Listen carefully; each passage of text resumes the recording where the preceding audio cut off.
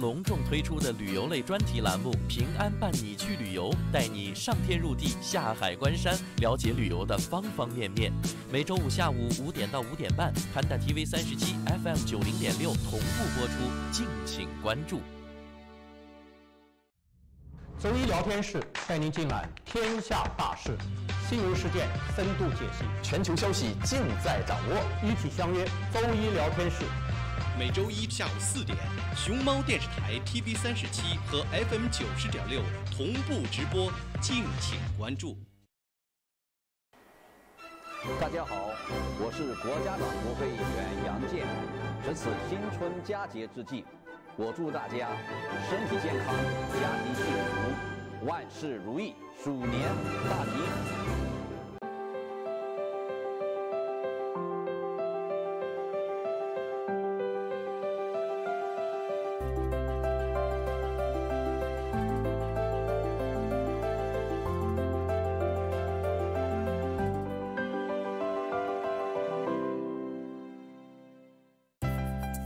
燕遛狗呢？别提了，这不知谁没收狗屎，踩了一脚，恶心死了。不收狗屎，如果被投诉，可是要被罚款的。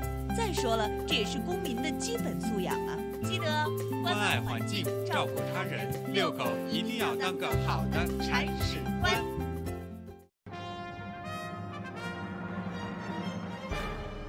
新中传媒，新西兰唯一涵盖广播、电视、报纸、杂志及新媒体的中文全媒体传播集团，以专业态度缔造传媒行业影响力，以全媒体思维整合纸媒、电台、杂志、新媒体等传播平台，全力为新西兰、中国与世界之间架起一座沟通的桥梁。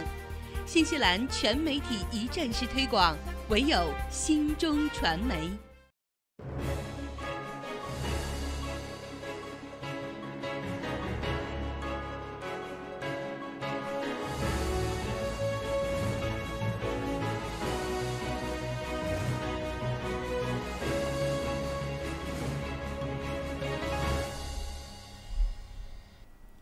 早上的7点30分，欢迎各位呢是准时的守在电视机或者是收音机或者是网络平台前啊，来收听收看《朝闻天下》。大家好，我是小娇。大家早上好，我是侯磊。又到了星期4的早晨啊，而且是距离大年30真的就剩下1天时间了。对，今天被称之为是小除夕啊，小除夕29，明天就是真除夕了啊。对，我相信很多朋友呢现在也是进入到了这种非常喜庆的过年的气氛当中，但是同时呢，这个世界上又有很多值得去关注的事情，好像貌似给我们的这个新春佳节蒙上了一层阴霾啊，但是这件事情我们还是要去直视它，所以今天呢也会在新闻当中继续去更新关于这个冠状病毒相关的讯息，以及今天是星期4，所以按照惯例呢，我们会今年的第1连啊跟时事评论员 Peter 老师来进行连线。不过以下的具体的内容我们等一下再说，先来关注一下7点半左右奥克兰主要高速公路上路况怎么样呢？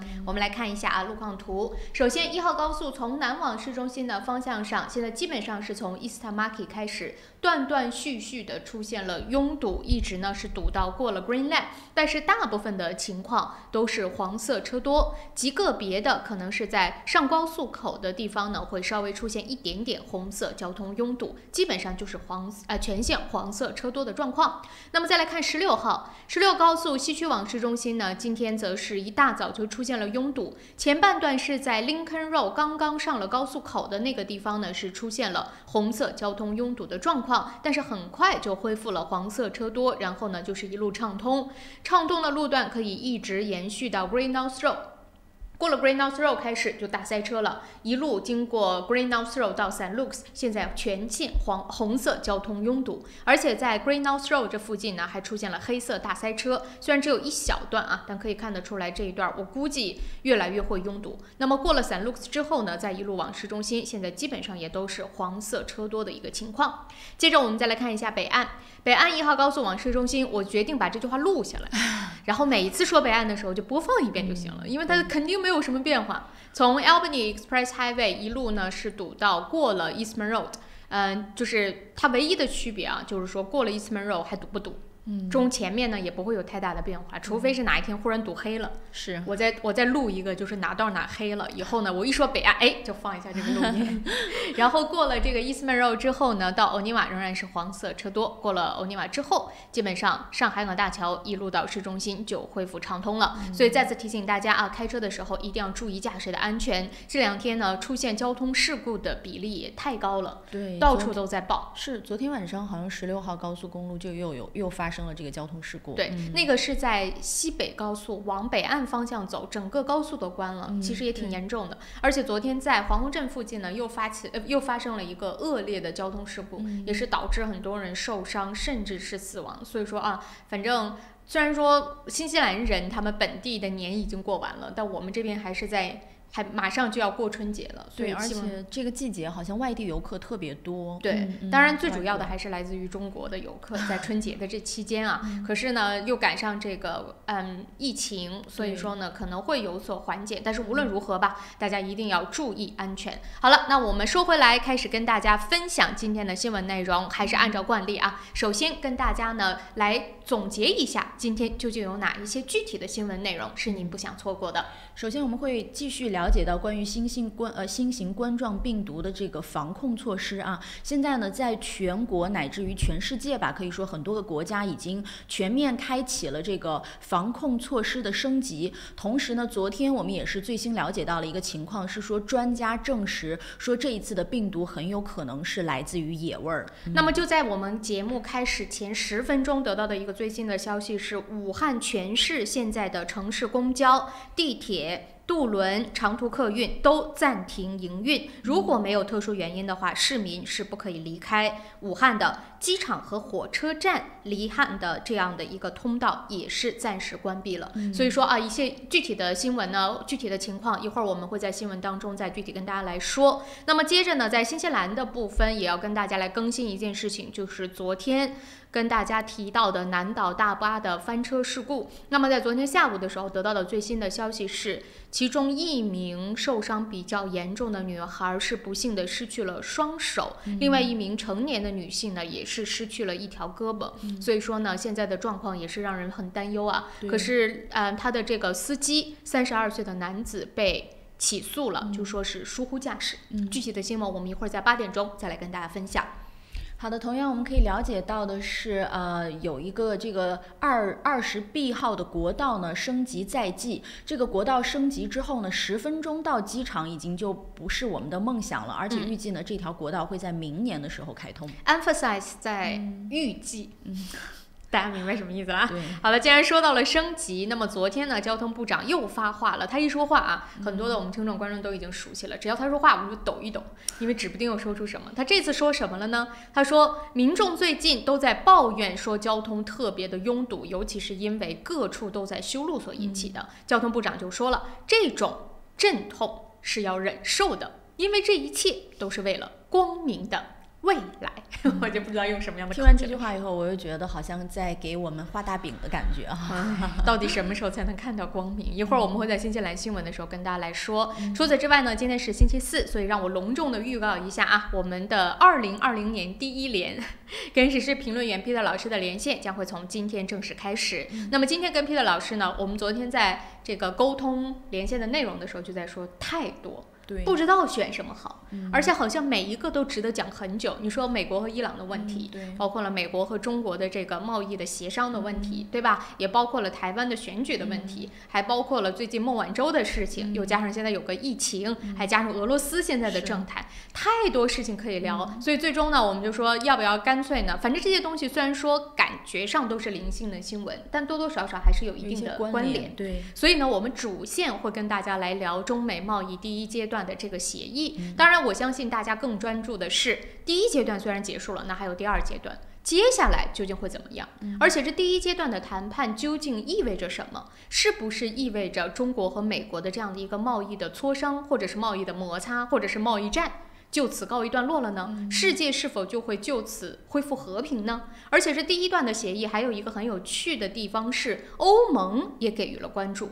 以往好像欧盟在中美贸易战当中呢，更愿意充当的是那种看戏的角色。为什么这一次他们会出来说话，而且呢，其实说的还挺直接的。那究竟是怎么回事？又会对欧盟和中国的关系有哪一些的影响？我们都会在今天的连线当中跟 Peter 老师来探讨。好了，那么因为时间的关系，今天时间紧任务重，所以我们就进入新闻内容，先跟大家来更新一下这一次肺炎的这个可以说是冠状病毒的最新消息。最新情况，我们现在了解到的情况是，截至北京时间的1月22日的22时45分，中国全国共确诊新型冠状病毒肺炎544例，累计死亡人数是达到了17例。而且它的对不起，地点也是在逐渐的扩大当中。我们现在看到呢，基本上好像是中国的很多省份都已经发现了类似的病例。当然了，最严重的还是在湖北省或者说在武汉市。所以今天早上我们得到的最新的消息，我也看到有很多人在说，哎呀，这回是终于下决心了。所以呢，等于说武汉所有的出境全部的禁止，就是暂时的关闭了。从今天早上的10点钟正式开始，包括了飞机和火车。我相信这一步呢，经过了无论是国家呀，或者是相关的部门的一个评估之后，如果真的到了该走的一步，我相信大家也是应该会理解的。对。那么武汉方面呢，全面关闭了各个这个出行的通道，同时呢，在1月21号的时候，中国交通运输部也已经决定启动了一个2级的应急响应。那么同时呢，配合卫生健康等部门开展了这个疫情的联防联控工作。国家铁路部门呢，也是决定免收到达和离开武汉的这个火车票的退票手续费。还有呢，中国民航局已经要求说，已经购买了这个涉及武汉航班机票的旅客，如果是有退票要求的话，航空公司应当予以免费的办理。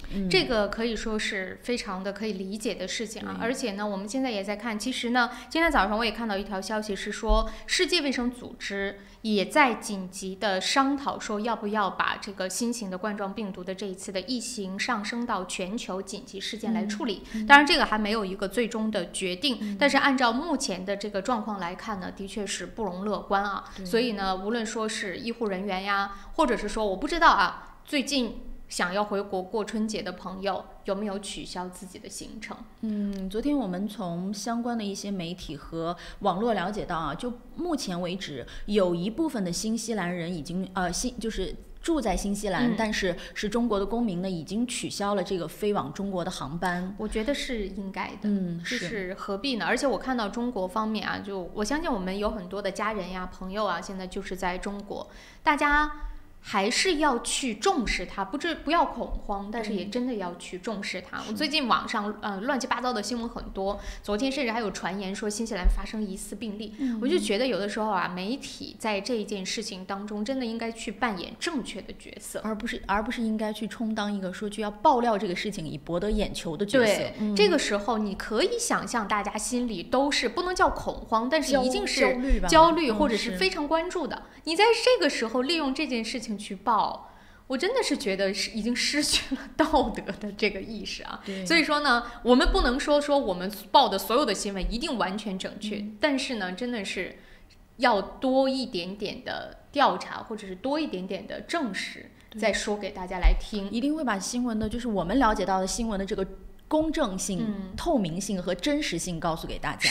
好了，不在这边自夸了我们继续说回来。那么一方面当然就是说，现在武汉呢等于说暂停了所有的这样的一个出入境，可是另外一方面呢，昨天最让我觉得很恼火的事情是我看到了2条新闻。第一个是发生在我家人身边的，是发生在上海。这件事情呢，虽然说媒体没有大肆宣扬或者大肆的报道，但是它是真实的事例。就是在上海不是也发生了这种确诊的病例嘛，还有一些疑似的病例是被隔离的，结果就有人呢从医院的隔离室跑出来了，他倒是也没有什么特别的目的，就跑回家了。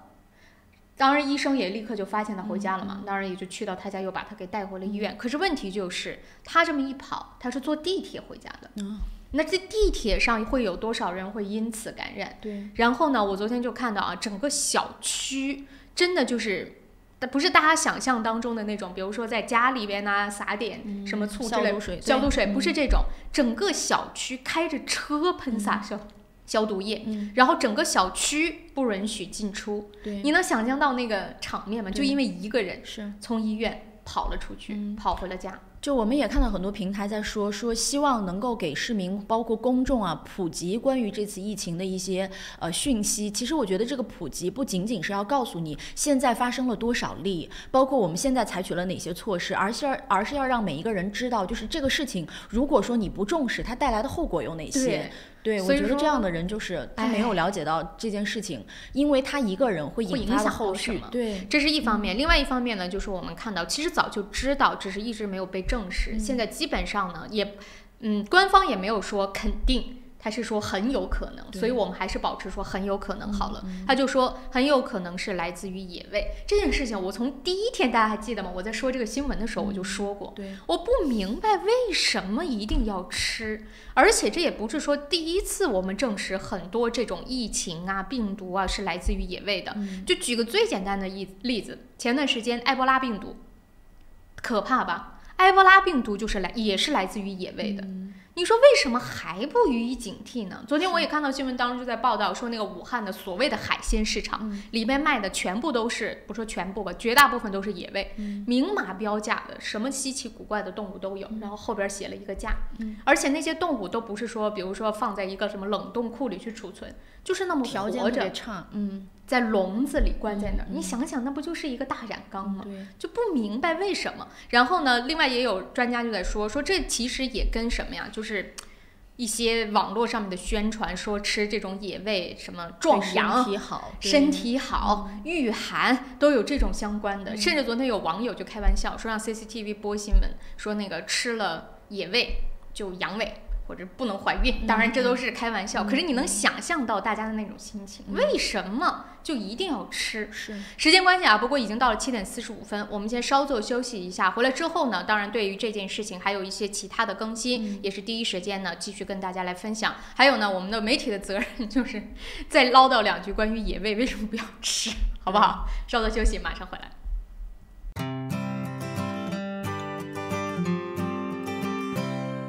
如果您懂英文，生活就会更便利。Dinner Speak 全日制 NZ-CEL 新西兰英语证书课程2月24日即将开课，请速报名。由初级班到中高级班，入学考试将为你选定相应级别，每周上课12到15小时，有教师指导，可以由浅入深学习听说读写，还有20到22小时的自修时间。学习结束可获 NZQA 毕业证书。16岁或以上的新西兰永久居民或公民，课程全部免费，还可申请学生津贴。咨询热线0800-355-344。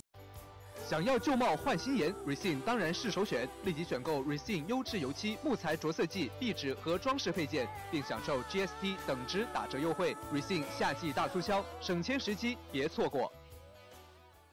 我是慕斯，我是健康睡眠系统，我的使命就是为地球上的每个人铸就美梦。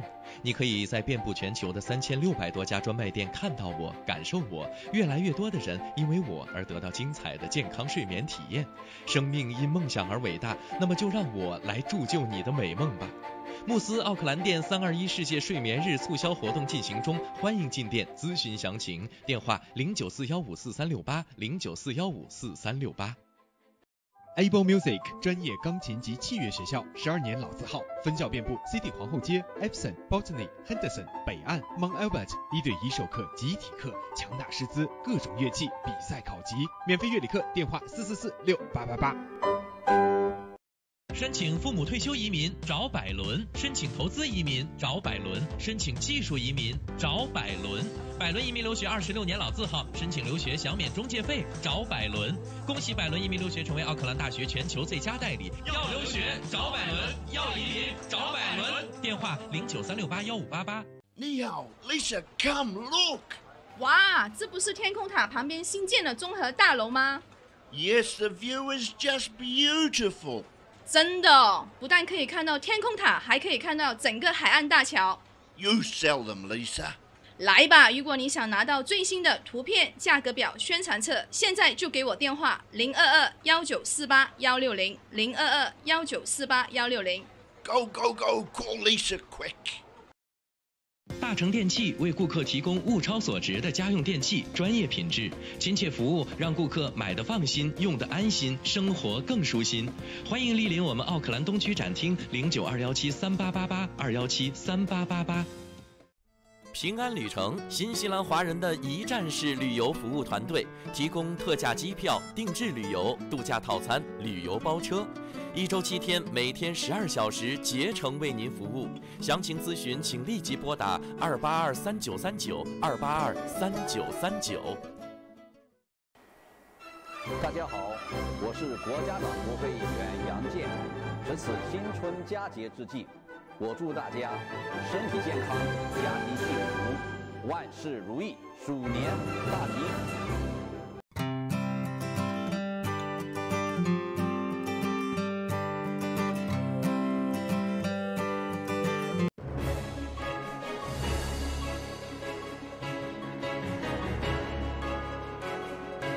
朝闻天下由春丝面条冠名播出，春丝面条丝丝真情，中国挂面知名品牌。好的，欢迎回来，早上的7点48分，继续带给大家最新的一些新闻的内容。我们还是这个让我多啰嗦2句关于这一次的疫情的问题。这个问题我相信也是电视机或者收音机前的朋友非常关注的一个问题。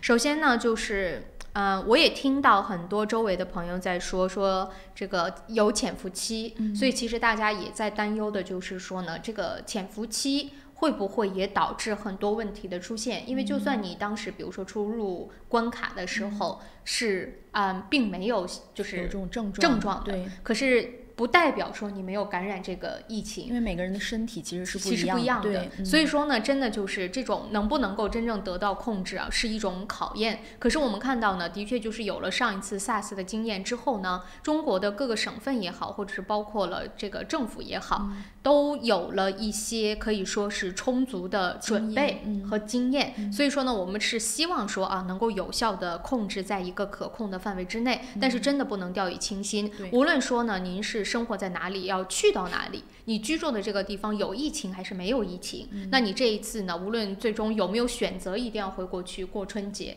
带着孩子的没有带着孩子的朋友们还是一定要多加留意。还有呢，就是千万不要去相信很多网上的那种不实的报道，自己呢判断一下。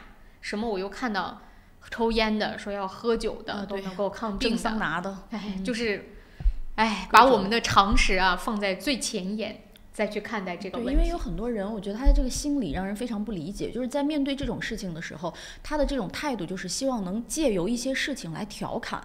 我觉得这种态度是让人觉得非常不成熟的一种表现。所以说真的有的时候说不好听的就是无知真的可怕。我在昨天看新闻的时候就看到又挖出来，其实也没有很长时间，就去年11月份的一件事儿。去年10月去年首先呢，先来说去年4月份先出了一个什么事儿呢？就是一个俄罗斯人。当时呢是在蒙古吃了一个土拨鼠，它是生吃的土拨鼠。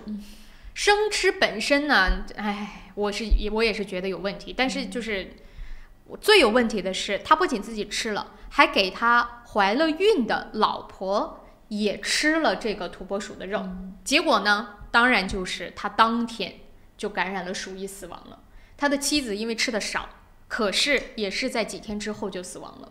那我们就说你说是不是就是不要作，对不对？可是他自己作的，这是他自己做出的结果。但是受到影响的是什么？蒙古封城了6天，谁也不许进，谁也不许出。最后是确定了这个疫情没有扩散。我们说的鼠疫可是甲级的这种传染的疾病，才确定说好了。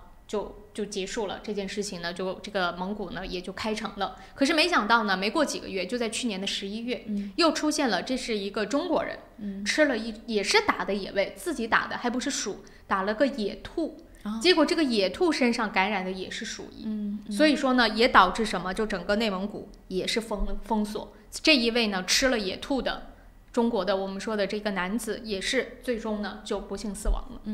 所以都是这种野味惹的祸，病从口入，真的就是病从口。为什么一定要吃？我们也知道，生活在新西兰，很多朋友都说知道出去打猎，这是一种爱好。但是我们非常幸运的，或者是说我们要去珍惜的，就是新西兰呢这边没有传染病，连狂犬病都没有，所以说呢，很多的时候可能我们没有那么需要去担心，但是也不是说大家随便在野生的地方打了之后就可以生吃，对，它也有很多的建议说，比如说你要煮熟啊，比如说你要经过对怎么样的处理啊等等。可是在中国，我们很不幸的就是所有的疾病在那里都有，那你为什么还一定要去吃？我真的就是我都不知道应该用什么样的方法来说这件事，就是很不理解。对，因为这件事情可能它最终会导致这个疫情扩散，或者有这个疫情，其实就是从最源头去追溯的话，应该就是因为吃了这个东西。目前哈，我们了解到的情况应该是可能性很大。所以无论如何吧，这件事情就告一段落了，大家也就知道一下，一定要注意小心一下就好了。然后呢，如果一定怎么说，就是没有别的选择，一定要回到中国去过年的朋友，一定要保护好自己。如果我们要看到什么最新的消息，也来第一时间跟大家更新。那么这一节还有一点点时间啊，我们快速的跟大家来说2条关于现在全球的另外一个非常被关注的问题，就是垃圾。我们来跟大家说啊，这个是一个来自于日本方面的统计数据。这个数据出来之后也是挺令人担忧的。对，在21日的时候，位于日本东京的一个日本的废弃物工学研究所，它发布了一个估算啊，说全球1年产生的垃圾总量将会在2050年的时候达到320亿吨，是2000年就是2000年的4.2倍。同时呢，它这个报道是根据各国的国内生产总值及人口的动向估算出了这个垃圾的生产量。从垃圾的种类来看呢，工业垃圾的增幅比较大。而且这个工业垃圾我们也知道，它对于环境的污染显然是比我们普通的垃圾来的要更大。那么现在上面这个具体的数字呢，就是说工业垃圾的增幅，2050年可以看到呢，它的这个普通废弃物在2050年会达到41吨，也是比2000年的时候的12亿吨出现了大幅的增加。所以现在呢，各国都出现了一个问题的焦点，就是如何去处理这些垃圾。以前呢，我们去年的时候一条很火热的新闻就是说这个中国也好，或者很多东南亚的国家也好，现在都决定说不接收洋垃圾了，就是来自于其他的所谓发达国家或者西方国家的垃圾。这也使得啊，别看就这么一听说他不接收，那就扔别的地方呗，可真的不是这么简单，是让很多的国家，包括新西兰在内，非常的头疼的一个问题，就是这些垃圾的去向到底放哪儿去？是你不能真的把它们彻底的消灭，那可能对空气的污染更大，那怎么办？而且现在呢，我们就说真的是还有在接收的一些相对来说啊，比如说像东南亚的一些小国家，他们虽然接收，但他们也注意到了这些真的从国外来的垃圾当中，根本就不是想象当中处理的那么好的，乱扔的，就本来应该可回收不可回收，不可回收放在可回收的，所以使得他们处理起来其实也很头疼。包括现在一些就是沿海国家的朋友也是非常的头疼哈，因为这个就是我们说海洋里面的垃圾，现在每一年呢也是以一个非常快的速度在增长。不过最近呢，我们就了解到了一个新闻，说荷兰的环保组织推出了一个新型的武器，这种武器呢有望去清除海洋垃圾。他说的这个清除呢，其实最主要的就是先把它们集中，集中之后呢，好去管理，然后再去集体的去进行一个消除。所以在画面当中大家就看到了，说是武器啊，简单点说就是把它们拦在一个区域范围之内，让它无法飘出去去污染更广泛的海洋。一旦真的这些垃圾进入到海洋当中，那就叫大海捞针了。对啊，你多大的垃圾进入海洋，那也是大海捞针。是，所以它的这种方法呢，最主要的目的就是说，我们把它拦截下来，然后再去把它进行一个集中的处理。它这个武器其实看起来，好像感觉有那么一点点的。怎么说呀？就是简易，但是其实它是一个24米的太阳能船，它会使用一个弯曲的屏障来捕捉漂浮在下游的废物，而且大部分的这个塑料垃圾呢，在经过这个船的时候，它有一个嘴就会吸入传送带。真的不错啊！不过因为时间的关系，到7点57分了，我们得稍作休息一下，马上回来。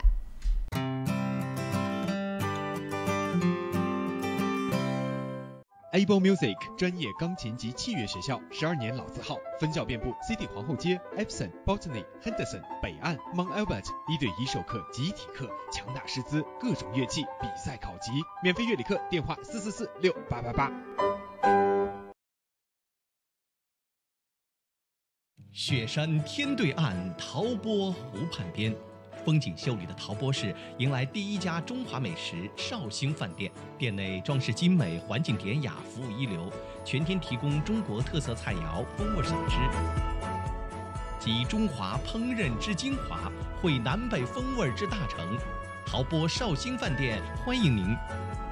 地址8号 Northcroft Street 陶波，电话0737778886。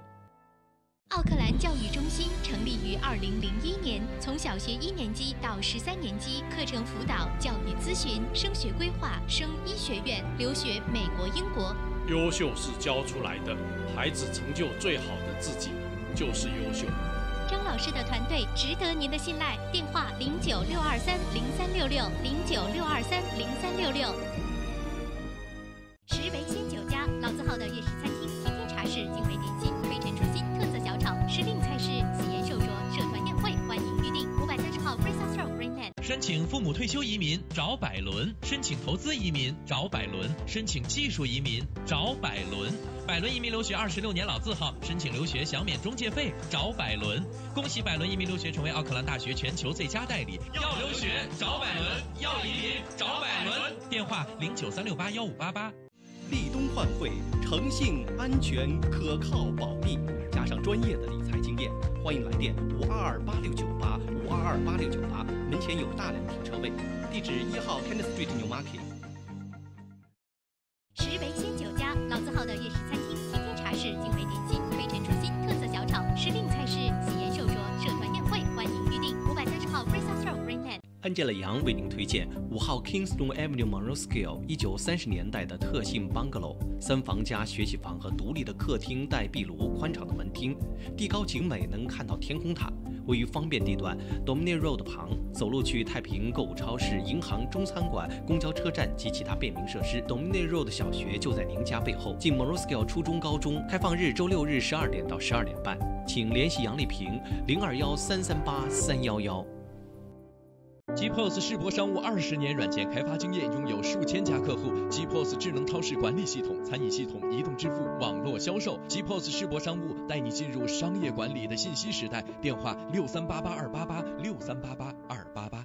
大成电器为顾客提供物超所值的家用电器，专业品质、亲切服务，让顾客买得放心，用得安心，生活更舒心。欢迎莅临我们奥克兰东区展厅，092173888，2173888。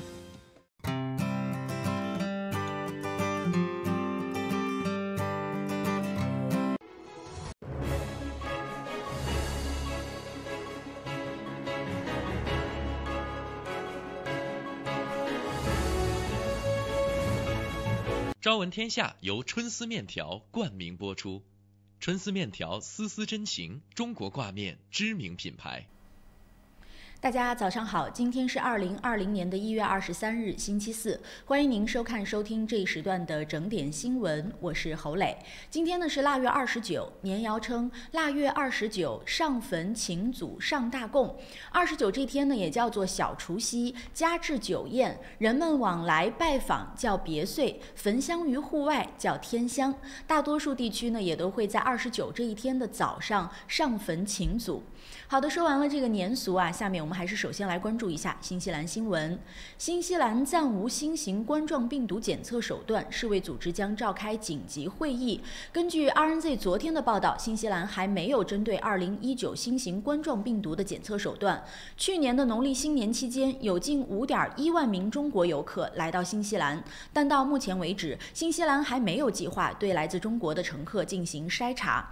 1月22号早上的8点半左右，新西兰安全旅行网站发布公告，提醒新西兰人关注新型冠状病毒的相关信息。公告称，新西兰人应阅读新西兰卫生部网站上提供的信息，其中呢包括对旅行者的建议。同时呢，新西兰卫生部正在密切监测疫情情况。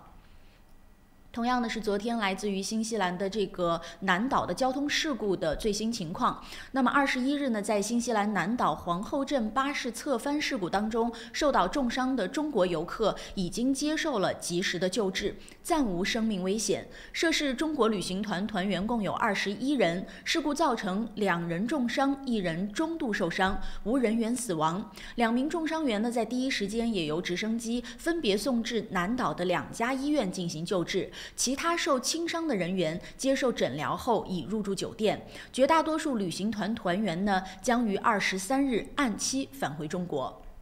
美国爆发40年来最致命的流感，已有6600人死亡，超1300万人感染。据美国媒体报道，美国27年以来首次再现致命乙型流感病毒。根据美国疾病预防控制中心最新数据，全美范围已有1300万人感染，造成死亡的人数呢高达6600人。加州、纽约均在高危城市之列，堪称过去40年最致命的流感之一。目前呢，全美的50个州里有48个州出现了流感疫情，其中32个州流感活动水平维持高位。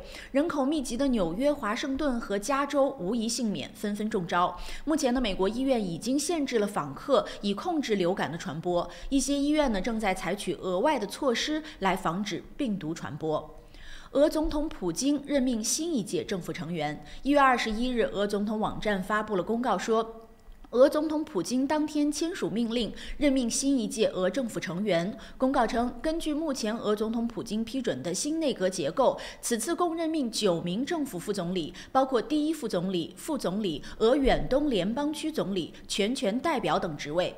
在此次任命的21位部门负责人当中，备受外界关注的国防部长绍伊古、外交部长拉夫罗夫和财政部长西卢安诺夫留任。当天晚上，普京同新一届的俄政府成员举办了会晤。普京表示，新一届政府的首要任务是提高俄居民生活福利水平，巩固和提高俄政府的国际地位。会后呢，俄总理米舒斯金主持召开了政府第1次工作会议。特朗普政府计划推出移民新规，或将禁止生育旅游。美国国务院预计将修改签证规则，以打击生育旅游。外国人呢，通常借此手段到美国本土生育，以此为让孩子成为这个美国的公民。3名美国政府官员向美国媒体透露，特朗普政府计划最早在本周推出这项移民新规。那么同时呢，在这项移民新规当中，我们也了解到，据美国的移民研究中心估算，每年通过生育旅游降生美国的孩子大约有33000人。以上整点新闻由双子移民留学赞助播出。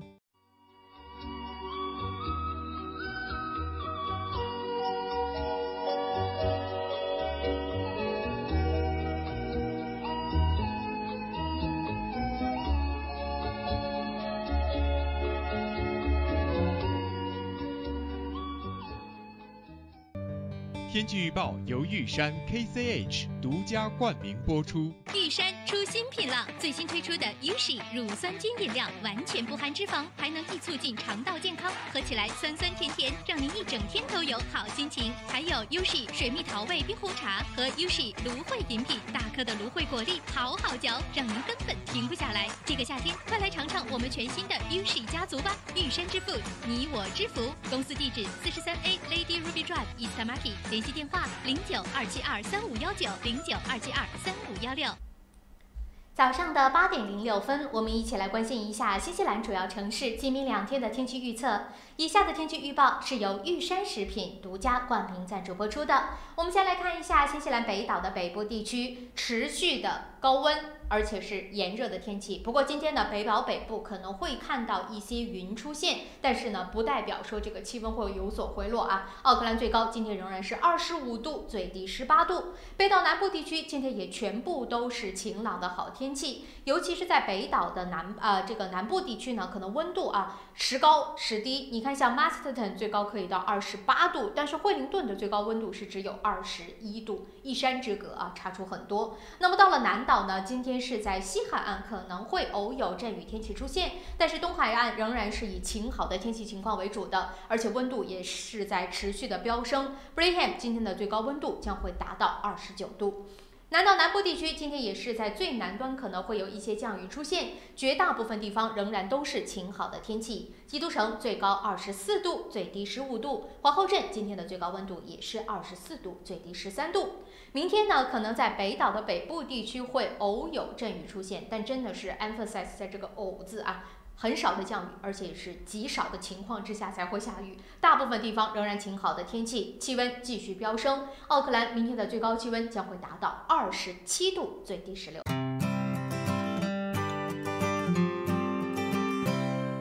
来自柬埔寨传统优质稻米产区的龙凤牌上等特级茉莉香米，2019年新米全面上市了。龙凤牌茉莉香米100%的茉莉香米，晶莹剔透，清香软滑，价格适中，深受广大消费者喜爱。龙凤牌上等特级茉莉香米，餐馆酒楼消费者的最佳选择。买大米请认准龙凤牌，新西兰总代理林氏兄弟出入口有限公司。申请父母退休移民找百伦，申请投资移民找百伦，申请技术移民找百伦。百伦移民留学26年老字号，申请留学享免中介费找百伦。恭喜百伦移民留学成为奥克兰大学全球最佳代理。要留学找百伦，要移民找百伦。电话0936815588。富家安橱柜专业打造厨房、卫浴、衣柜产品，设计精美、实用、大方。富家安橱柜用心守护您在家的每一个角落。电话092652969，2652969。Able Music 专业钢琴及器乐学校，12年老字号，分校遍布 City 皇后街、Epsom、Botany、Henderson、北岸、Mount Albert， 1对1授课、集体课，强大师资，各种乐器，比赛考级，免费乐理课，电话44468888。GPOS 世博商务20年软件开发经验，拥有数千家客户。GPOS 智能超市管理系统、餐饮系统、移动支付、网络销售。GPOS 世博商务带你进入商业管理的信息时代。电话6388-288，6388-288。我是慕斯，我是健康睡眠系统，我的使命就是为地球上的每个人铸就美梦。你可以在遍布全球的3600多家专卖店看到我，感受我。越来越多的人因为我而得到精彩的健康睡眠体验。生命因梦想而伟大，那么就让我来铸就你的美梦吧。慕斯奥克兰店321世界睡眠日促销活动进行中，欢迎进店咨询详情。电话0941543368，0941543368。雪山天对岸，陶波湖畔边，风景秀丽的陶波市迎来第一家中华美食绍兴饭店。店内装饰精美，环境典雅，服务一流，全天提供中国特色菜肴、风味小吃，集中华烹饪之精华，汇南北风味之大成。陶波绍兴饭店欢迎您。地址8号 Northcroft Street 陶波，电话0737788886。想要旧貌换新颜 ，Resin 当然是首选。立即选购 Resin 优质油漆、木材着色剂、壁纸和装饰配件，并享受 GST 等值打折优惠。Resin 夏季大促销，省钱时机别错过。如果您懂英文，生活就会更便利。Diners Speak 全日制 NZC 1号新西兰英语证书课程2月24日即将开课，请速报名。由初级班到中高级班，入学考试将为你选定相应级别，每周上课12到15小时，有教师指导，可以由浅入深学习听说读写，还有20到22小时的自修时间。学习结束可获 NZQA 毕业证书。16岁或以上的新西兰永久居民或公民，课程全部免费，还可申请学生津贴。咨询热线0800-355-344。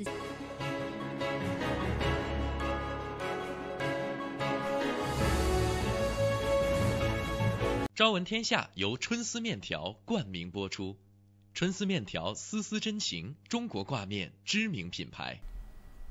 早上的8点11分，欢迎大家继续收听收看由潘达 TV 37和 FM 90.6正在为您并机直播的《朝闻天下》，我是小娇。大家早上好，我是侯磊。那么继续跟大家呢来说关于新闻的内容。在前半个小时当中呢，跟大家聊到了很多的这个国际方面的一些讯息，尤其是这一次疫情当中的进展。那么除此之外呢，我们还会这个继续的跟大家来关注，如果有什么样的最新的消息，也会第一时间跟大家来更新。可能刚刚有朋友是刚刚打开收音机或者是电视机，有一条信息是就是快速跟大家来更新。现在武汉呢，基本上是暂时的关闭了这个等于说是出行的通道。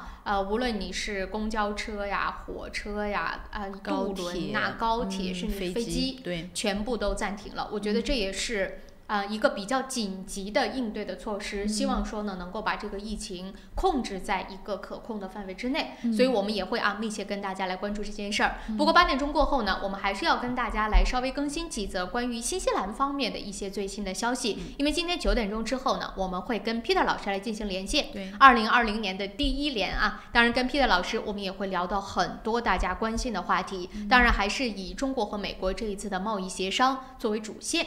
那么这第一阶段的谈判到底达到了什么样的成果，又会对中国和美国带来什么样的影响，甚至是说世界会不会因此平静一段时间，以及接下来的第2轮谈判又会走向什么样的方向。最重要的是呢，这一次的谈判或者说协议结束之后，连欧盟也给出了一些声音，为什么他们这一次会这么直截了当的跳出来说话，究竟又对他们有什么样的影响，我们都会跟大家来关注不过这个时间段先来更新几条新西兰的快讯。第一件事情就跟大家来更新关于昨天南岛大巴翻车的事故，现在也有了一些最新的进展。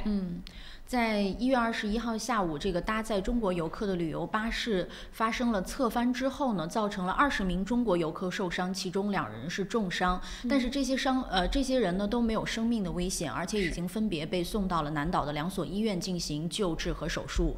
绝大多数的这个旅行团的团员呢，将会在今天按时的就回国了。可是呢，令人心痛的是这2名重伤的伤者。那么昨天传出的最新消息是，受伤的一名女孩是在车祸中失去了双手，而另外一名成年的女子也是失去了一只手，但是现在呢没有生命的危险，还是在这个进一步的救治当中，估计呢可能用不了多久也可以出院了。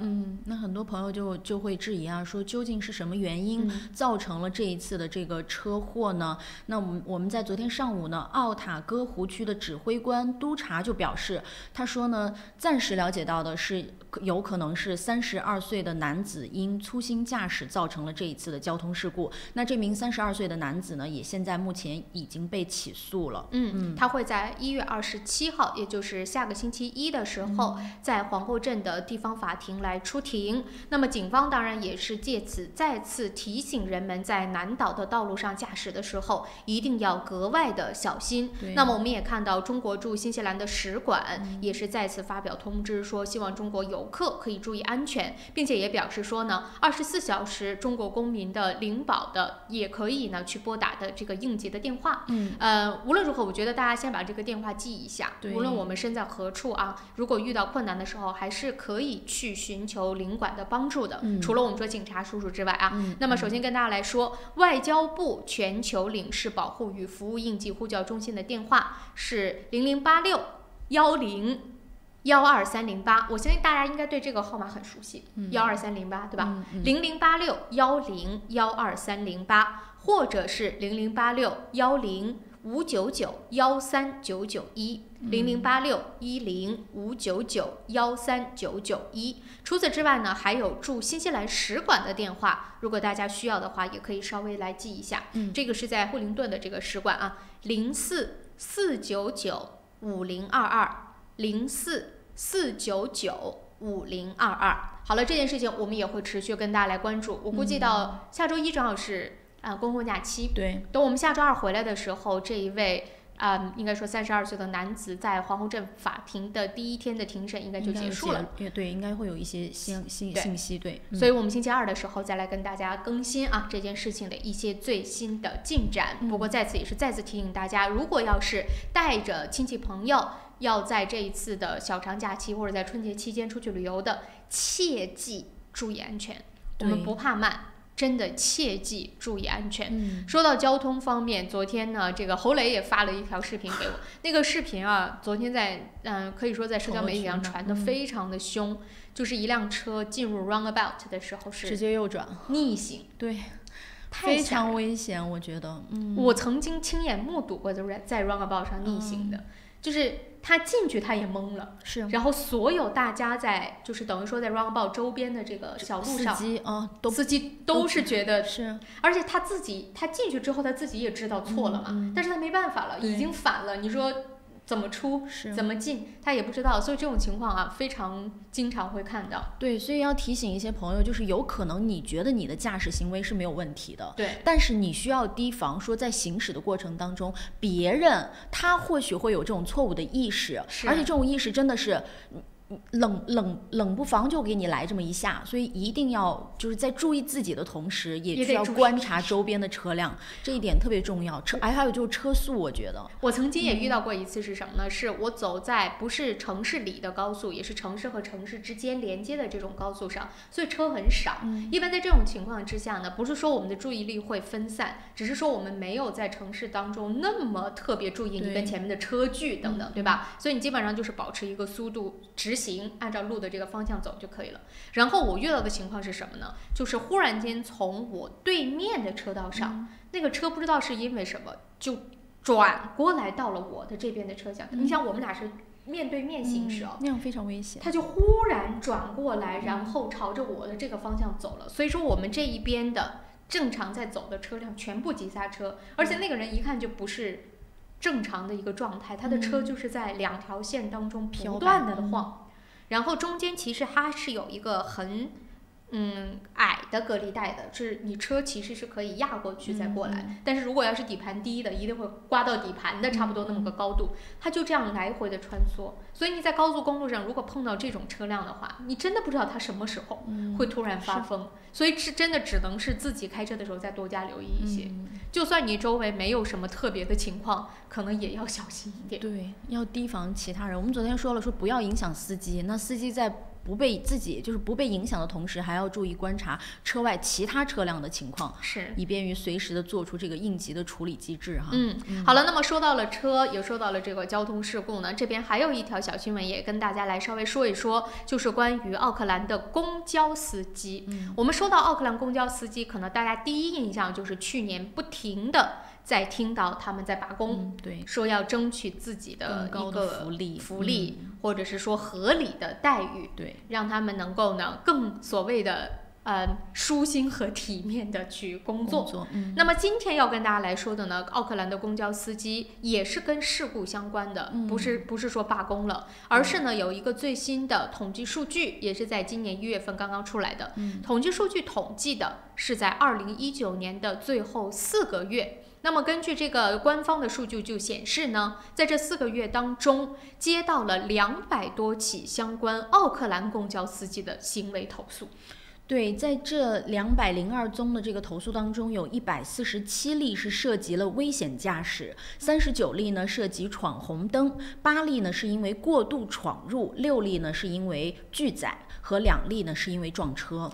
而这其中呢，投诉大量的这个危险驾驶都来自于说是骑行者去投诉公交车司机，而且他们这些骑行者呢都说自己的这个本来是自行车道，或者自己该行驶的这条道路上呢，全部都被公交车占路了，或者是抢占了。他说，而且很多人呢是被公交车逼着必须要让道，对，停下来之后不得不从自行车上下来。说到这儿，我为什么把这条新闻给拿出来了呢？就是我是认真的觉得，奥克兰很多的公交车呀，是真的不把所有任何的走在道路上的车和人当一回事。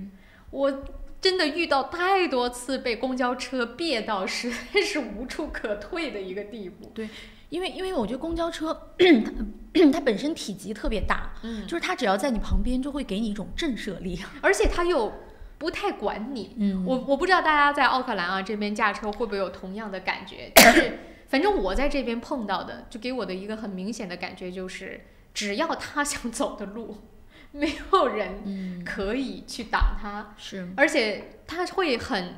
就是理所当然的变道转弯啊，然后不 care 你到底是一个什么样的状态。我不知道这个是不是一件应该去鼓励的事情。我们也知道说公交车的确它有很多的所谓的盲点，或者它开起来也的确比我们的能动性要稍微弱一些。你说小车你转弯啊，或者是你停啊等等各个方面还是可以灵活一些，它的确是比我们难。但是我觉得就是有的时候也是有点太不讲道理，我不知道大家有没有这个感觉啊？所以是看到这个投诉也赶紧来跟大家说。然后呢，就面对这样的一个投诉的情况，或者大家呢对于很多公交车司机也有怨言的状态，工会倒是替司机说话了。他说很多的时候其实呢司机也不想，是一方面是别人逼着他们没办法。对。比如说他就说公交车本来启动起来或者停一下就很难，然后这个时候呢很多的就是说私家车在抢他的路，或者自行车就是比如说借着公交车等等等等各个方面吧，反正把他们逼的也是没办法。另外一方面呢，工会也说，他说很多的这个公交车司机现在也是顶着很大的压力在疲劳工作，但是呢却要求他们表现的跟往常那种精神状态饱满的时候同样的良好。他说这司机也不容易啊。对。所以反正看完了之后就觉得说好吧，各自都有各自的点和难点，但是作为就是我们说这种私家车的司机，反正我自己是觉得有的时候挺被欺负的。对，然后这个工会我觉得他最后有一个呼吁啊，有一点意思。他说他希望更多的人能够加入到公交司机的行业当中，以改变人手不足的困境，让这个乘客的旅途更加舒适。同时我在想他是不是还有另外一个考虑，就是如果你觉得这个公交车司机工作不辛苦，或者说他们的这个状态不好，你自己来试一下啊。那我能理解，就是他们现在的确就说呢，公交车的这个司机一方面是待遇的问题，对，所以导致呢人手其实是不足的，而且你想想他们的上班下班时间很长，也是不定的嘛。对，你可能每个人的确也是就8个小时，可是你可能要面临的，比如说是凌晨就开始，或者要工作到很晚，所以他也并不会是，我们也知道新西兰这边的人的那个工作状态啊，这绝对不会是一个特别有吸引力的工作，所以能够想象得到他说这个人手的短缺。可是人手短缺疲劳，我们就说很多的工作不都也是这样，它不能作为说你就可以去疏忽这样子的理由，对，或者是说你心情不好你就去挤兑大家的这样的一个理由嘛。是，所以我们也是希望吧，说这个公交车司机可以能够得到更好的待遇，让我们的出行更安全，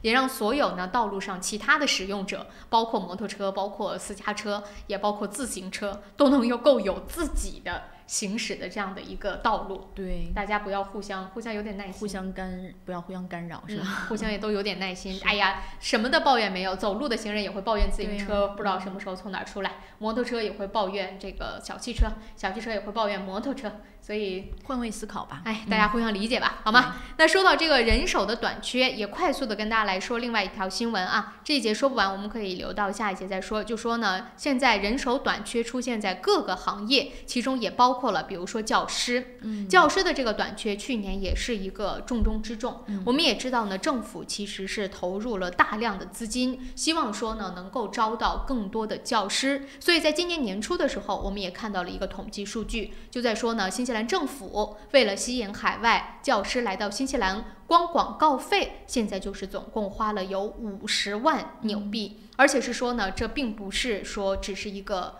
结束，可能未来还会用更多的方法去吸引来自于各地的这个教师来填补新西兰这个空缺。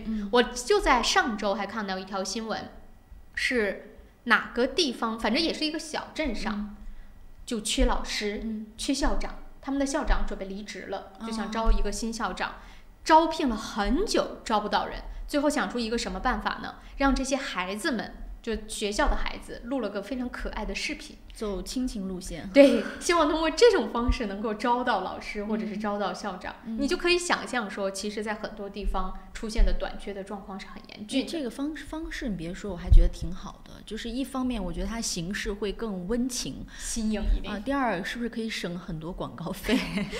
它还广告费呢。我觉得这个很多学校现在的这个资金短缺也是非常成问题的。所以这次就说嘛，说花了50万，纽币在打广告，但是呢是有一些效果的。我们看到的这个统计数据就说，自2018年的9月以来呢，已经招到了超过500名海外的教师来新西兰工作，另外还有超过860名的海外教师是获得了安家补贴，也可以在新西兰去任教了。这些老师呢是来自于世界各地，包括了美国、英国、什么欧洲，甚至包括了中东，也包括了亚洲等等等等。不过这件事情的一个做法呢，的确是填补了一些空缺，可是仍然让工会非常不满。他们认为说呢，政府有这50万不应该去海外招，而是应该投在更好的去鼓励新西兰这边的年轻人从事教育行业，本土培养本土教师。这个远水解不了近渴啊！是，你这等他们培训出来，那要到什么时候呢？对不对？时间关系啊，到8点27分，我们得稍作休息一下，马上回来。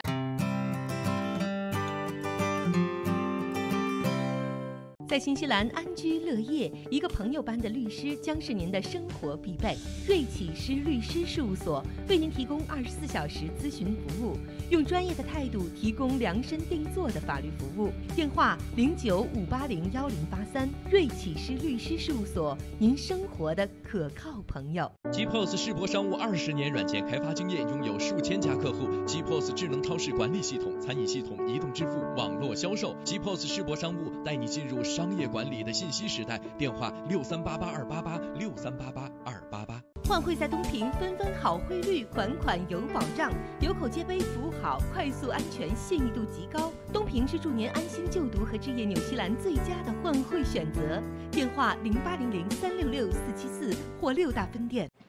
您想到汇率高低，我们想到未来趋势。您想到全球商机，我们想到支付方案。您想到业务高效运作，我们想到外汇对冲避险。KVB 昆仑国际向您所未想，决胜千里之外，企业外汇及财资管理专家 KVB 昆仑国际。你好 ，Lisa， come look。哇，这不是天空塔旁边新建的综合大楼吗？ Yes, the view is just beautiful. 真的，不但可以看到天空塔，还可以看到整个海岸大桥。You sell them, Lisa. 来吧，如果你想拿到最新的图片、价格表、宣传册，现在就给我电话022-1948-160，022-1948-160。Go, go, go, call Lisa quick. Angela 杨为您推荐5号 Kingston Avenue Monroe 1930年代的特性 bungalow，3房加学习房和独立的客厅带壁炉，宽敞的门厅，地高景美，能看到天空塔，位于方便地段 Dominion Road 旁，走路去太平购物超市、银行、中餐馆、公交车站及其他便民设施。Dominion Road 小学就在您家背后。进 Monroe 初中、高中，开放日周6日12点到12点半，请联系杨丽萍021-338-311。大家好，我是国家党国会议员杨健。值此新春佳节之际，我祝大家身体健康，家庭幸福，万事如意，鼠年大吉。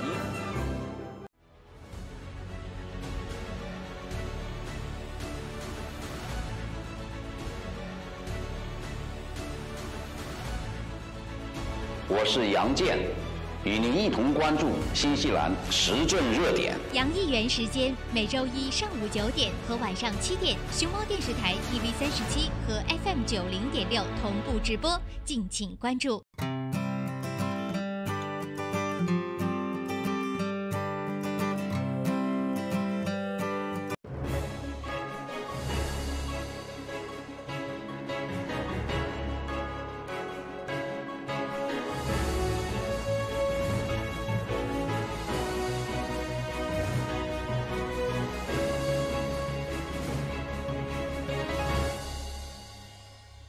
朝闻天下由春丝面条冠名播出。春丝面条丝丝真情，中国挂面知名品牌。早上的8点30分，欢迎大家继续收看收听《朝闻天下》。那么在这个时间段呢，我们还是快速来关注一下奥克兰主要高速公路上目前的路况信息。那么跟早上7点半相比呢，很明显的大家可以看到红了一个色号，很多的路段呢现在已经出现了大排长龙的状况。而且我有没有看错啊？为什么现在1号高速从市中心往南方向这么堵？对，你看啊，这个反而是从南往市中心的方向还可以，只有在 Mount Wellington 经过 Ellerslie 快到 Greenland 的地方是出现了一点点的拥堵，而且就是拥堵的路段非常短。可是相反的是，从市中心往南方向走啊，今天特别堵，从这个 Greenland 开始，基本上一路快到 Eastmarket 了，全线红色交通拥堵。这是为什么呢？是不是这个时间段干嘛要往下班？希望在这个路段上，现在能保持自己驾车安全的朋友告诉我们发生了什么。对，比如说你坐在副驾驶上，对，为什么也没有什么交通事故啊？也没有什么特别，今天东区南区有什么特别活动吗？也没有什么，就不知道为什么。这个东区是不是最近去东区的人比较多？一大早的去东区干嘛？如果有知道的朋友，可以稍微来跟我们分享一下，到底是。怎么回事？有朋友立刻说了，说好像是有事故出现，可能在 Google Map 上还没有更新，说刚刚发生就导致这么长的拥堵了。反正总之就是从市中心，如果您现在往东往南方向走，一定要小心了，是非常拥堵的状态。其他高速公路，16号高速西区往市中心呢，也是全面的在拥堵当中的。从这个Greenock Road 开始，经过 Greenock Road、St. Luke's 一路到市中心，断断续续吧，都在拥堵当中。甚至在 Greenock Road 这附近呢，是堵成了黑色大塞车。然后在16号高速快到市中心 Grafton 这附近，也是有一段的黑色大塞车。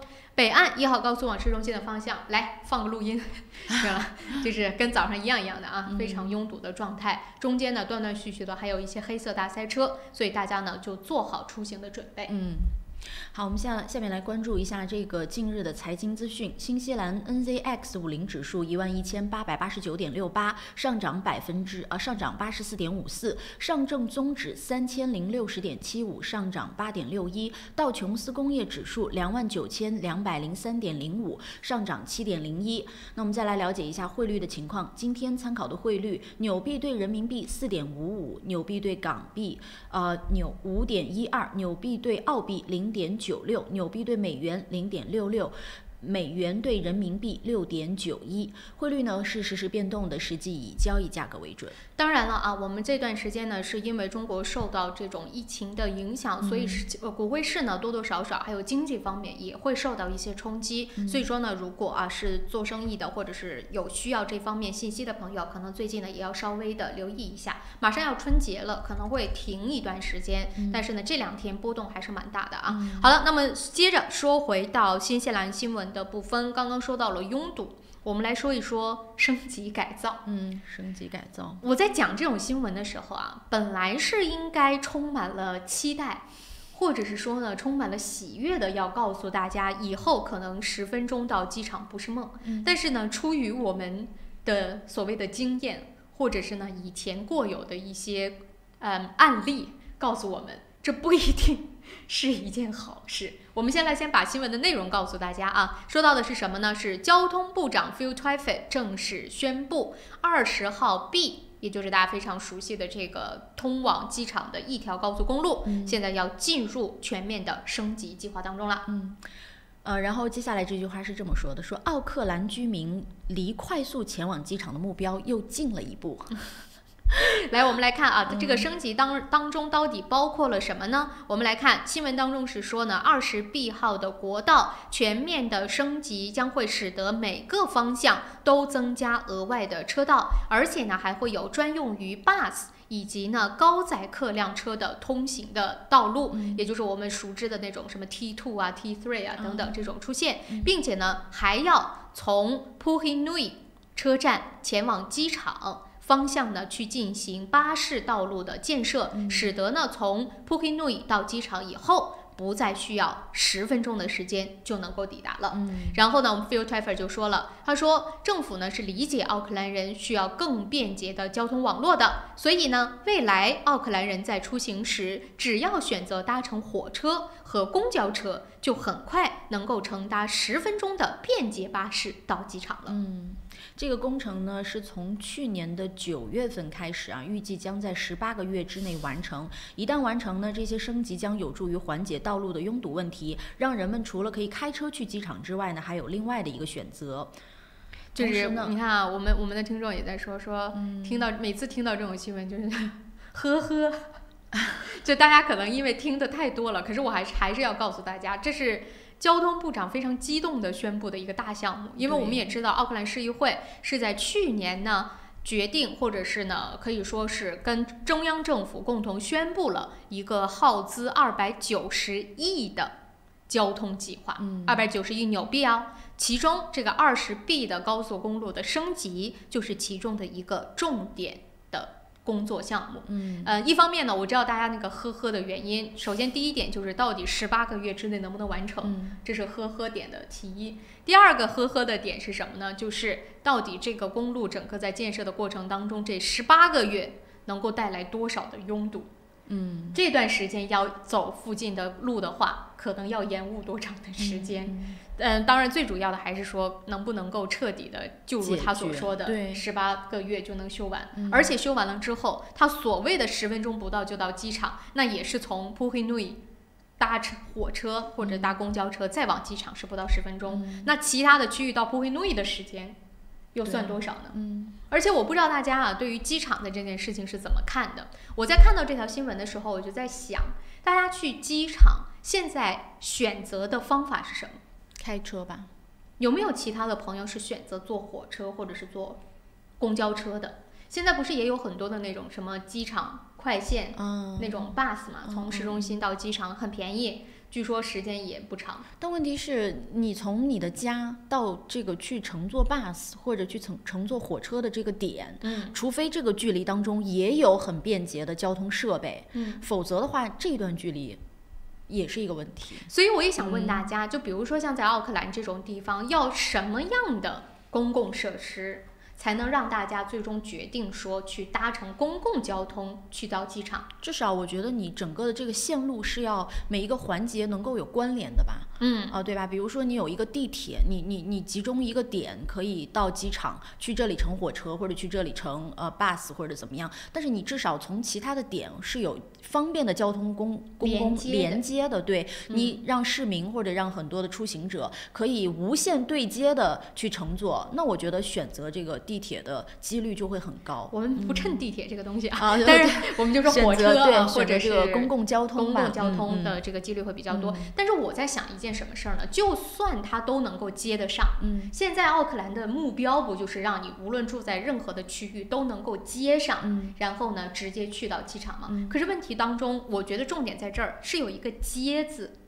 就是你无论你是从火车换公交车，或者从公交车换火车，也或者是火车换火车，你都要换，都要接。但是你要是出行的话，你是要拿行李的，有多少人会认为说这也是其实就算能接得上也是很麻烦。这个就牵连到一个公共基础设施的建设了，就是我觉得如果你的公共基础设施建设的比较完善，相应的直升梯呀、扶梯呀，包括会设置一些行李的通道呀，那人们也是会去选择的。我觉得还有一种方法，如果我是政府啊，就现在大家不都是开车嘛，一是怕麻烦，另外一个觉得连不上嘛，对不对？那我还有一个方法，就是以后进入到机场周边的区域全收费，你不用说停车了，停车贵是肯定了嘛，对不对？只要进到机场周边都收费，用这种方法能不能够杜绝呢？哎，我们现场有一位朋友啊，来，我们接进来跟他聊一聊。这位朋友你好。哎，早，你好。早上好。你看了到飞机场，我们一般到飞机场都有行李，对呀，大件小件的，手提的，对不对？对。还要上车下车换车，我才不换呢，我宁可多花点时间在路上，在车上一站到飞机场了，对不对？是。所以他的这个钱花的并没有解决大家的真正问题。根本没有啊，我就不会用啦。是，没错。你差那个10分钟嘛，对不对？对呀。你看你要上车下车，那个行李一件一件拿来拿去，你看要花多少时间？没错，说的非常对。你不是说地铁我在市中心一乘就乘到那个飞机场就下车就上飞机嘛？你那个搬来搬去了。是，这每一个人都要搬，我不是说我们出上街就一个手包吧。对呀，跟我说的担心的是一样的啊！非常感谢这位听众的分享。行李他没有考虑那个行李。对，非常好，谢谢您的分享啊！好，你看是不是跟我说的一样？你这个我要是我就不会搬。其实还有，就像我刚才说的嘛，要不然就是进机场收费，天就让你进不去，那个钱你花不起。然后呢，把机场周围变得更堵。就不用说多10分钟，让你多1个小时，这样大家就放弃了，就可以坐公交车了。你这属于一种什么样的方法？就是以毒中毒，对，以毒攻毒的方式。所以啊，这个新闻就告诉大家，那么就说了，无论如何吧，让我们期待。去年9月份就开始，我看到听众也在说，他说我看到了。但我也没有看到什么所谓的进展出现呀。然后我们也知道，最近一段时间到处都在修。线上又有朋友，我们再来接一下啊，等一会儿再来。看来大家对这个问题比较感兴趣哈。对，来，这位朋友你好。早，两位美女。早上好。新年快乐，新年快乐。您是不是就在机场附近工作？感觉如何？我就在机场工作呀。对呀。然后呢？其实我想说的是什么？它这个交通啊，其实还是有一定的可取性的，因为。我们考虑的可能是我们要去做国际机场，大包小包。那其实有很多国内机场往来的旅客，他的包裹并不多。那么这个公共交通其实对他们是非常好的，因为往国内机场走的这个路也是非常堵，而且他们只有1个小时的这个值机时间。所以能节省10分钟，其实就是还蛮好的。尤其是比如说做 business 的，他可能一天需要往返于城市之间哈。对，然后还有另外一点就是说，机场本身的员工，他其实每天有将近2000到2500人在机场，整个机场这边来服务。那么他们员工，我们这么说，我们员工停车位的已经涨了30%了。从2019年的第4季度开始，已经每一个车位平均涨了34%。他其实就是想让什么？想让大量的员工或者说像周边的公司说 OK 好，你不要有那么多停车位了，你去做公共交通。那这样吧，我问莫，你会不会放弃吗？你会不会去坐公交车吗？就算涨价？工作性质上来说，我不会去，因为我的工作需要还去周边的地方去开车去转。但是如果单纯的从我们公司到员工的角度上来说的话，我会鼓励他们去做公共交通。就是如果要是你一天不需要走的，可能可以选择公共交通。对的。或者哪怕说是你的只要是你的行程上的对这个 parking 有要求的话，那其实公共交通是一个很好的选择。如果你只是来，然后你就走，那其实没有什么其实也还好，看你包裹多少了。是，不过这个莫是给我们提供了另外的一个就是说法观点，或者是说他不会，我这么看，就说这个公共交通这个设施，它不会满足100%或者是90%人的需求，这是不可能的。但是它可以满足40%，已经对机场周边的环境是一个非常大的改变。也是，因为奥克兰机场已经是超负荷运超，这么说。对，一天，包括明天就说明天奥克兰机场的旅客数目是63000人。哇塞！一天。好了，时间关系啊，正好我们也要稍作休息一下。谢谢莫给我们提供的信息啊，谢谢，好，拜拜。时间关系啊，我们到8点45分得稍作休息一下。那回来之后呢，针对大家对于最近各个地方都在修路，然后呢造成了交通拥堵问题，我们的交通部长给予了回应，一会儿看他怎么说。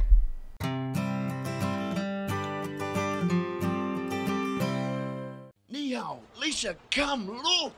哇，这不是天空塔旁边新建的综合大楼吗？ Yes, the view is just beautiful. 真的，不但可以看到天空塔，还可以看到整个海岸大桥。You sell them, Lisa. 来吧！如果你想拿到最新的图片、价格表、宣传册，现在就给我电话022-1948-160，022-1948-160。Go, go, go! Call Lisa quick! 玉山出新品了，最新推出的 Ushi 乳酸菌饮料，完全不含脂肪，还能易促进肠道健康，喝起来酸酸甜甜，让您一整天都有好心情。还有 Ushi 水蜜桃味冰红茶和 Ushi 芦荟饮品，大颗的芦荟果粒，好好嚼，让您根本停不下来。这个夏天，快来尝尝我们全新的 Ushi 家族吧！玉山之 Food， 你我之福。公司地址43A Lady Ruby Drive East Market， 联系电话0927235519，0927235516。新西兰百伦移民留学23年老字号，100%免中介费申请留学，专业办理各类签证、移民申请。要留学找百伦，要移民找百伦。想要旧貌换新颜 ，Recine 当然是首选。立即选购 Recine 优质油漆、木材着色剂、壁纸和装饰配件，并享受 GST 等值打折优惠。Recine 夏季大促销，省钱时机，别错过。食为鲜酒家，老字号的粤式餐厅，天天茶室，精美点心，推陈出新，特色小炒，时令菜式，喜宴寿桌，社团宴会，欢迎预订。530号 Fraser Road Greenland。我是慕斯，我是健康睡眠系统，我的使命就是为地球上的每个人铸就美梦。你可以在遍布全球的3600多家专卖店看到我，感受我。越来越多的人因为我而得到精彩的健康睡眠体验。生命因梦想而伟大，那么就让我来铸就你的美梦吧。慕斯奥克兰店321世界睡眠日促销活动进行中，欢迎进店咨询详情，电话0941543368，0941543368。双子留学移民政府持牌，学生签证、工作签证、移民申请、父母团聚，各类疑难签证，双子一站式解决。联系电话0937788013778801。平安旅程，新西兰华人的一站式旅游服务团队，提供特价机票、定制旅游、度假套餐、旅游包车，1周7天，每天12小时，竭诚为您服务。详情咨询，请立即拨打2823939，2823939。奥克兰教育中心成立于2001年，从小学1年级到13年级，课程辅导、教育咨询、升学规划、升医学院、留学美国、英国。优秀是教出来的，孩子成就最好的自己就是优秀。张老师的团队值得您的信赖，电话096230366，096230366。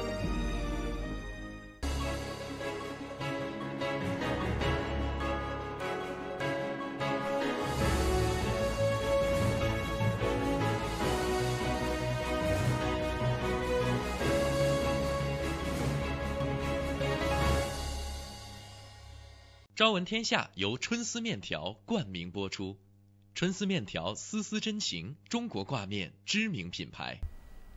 好了，时间已经很快的来到了早上的8点48分，继续来跟大家分享新闻的内容。刚刚在这个我们说商家好介绍的时间，我也跟侯磊在那边聊，因为我们以前在国内很多人会选择搭乘公共交通去机场的还有一个很重要的目的就是票价差。比如说呢，我一般情况之下，我知道去机场不会自己开车，然后把车停在那儿，你肯定是坐，比如说搭乘公交车，不是搭乘这个 taxi，叫什么出租车，或者是说你说网约车等等，你去到那个机场，但那个少则可能得150，对吧？它的那个价格，如果你要是距离不同，对。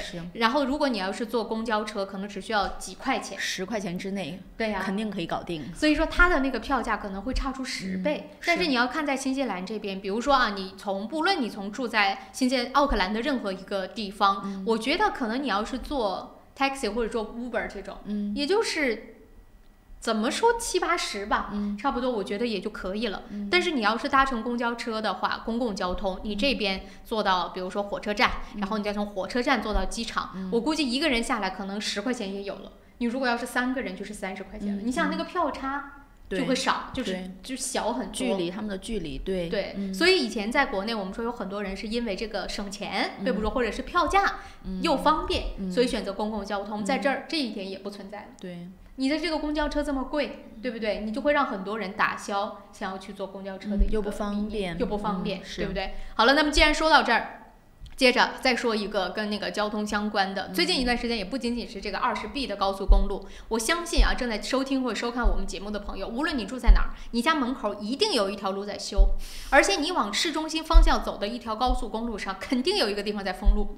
我有没有说对？有没有你现在从家里到，无论你去上班是什么地方，不经历修路的？我看看比例有多少？你吧，我也在修啊，我要通过那个盘面的那个转盘，那修的那个路啊，我跟你说，我每天回家都在走不同的路。今天这个路锥是往这边走，明天的路锥每天都不一样，就像走迷宫一样。所以有没有在路上的朋友，你真的是说从你家到你要去的目的地，完全没有任何在修路的路障的？我看看能有多少这个比例？基本很少。基本上你有没有？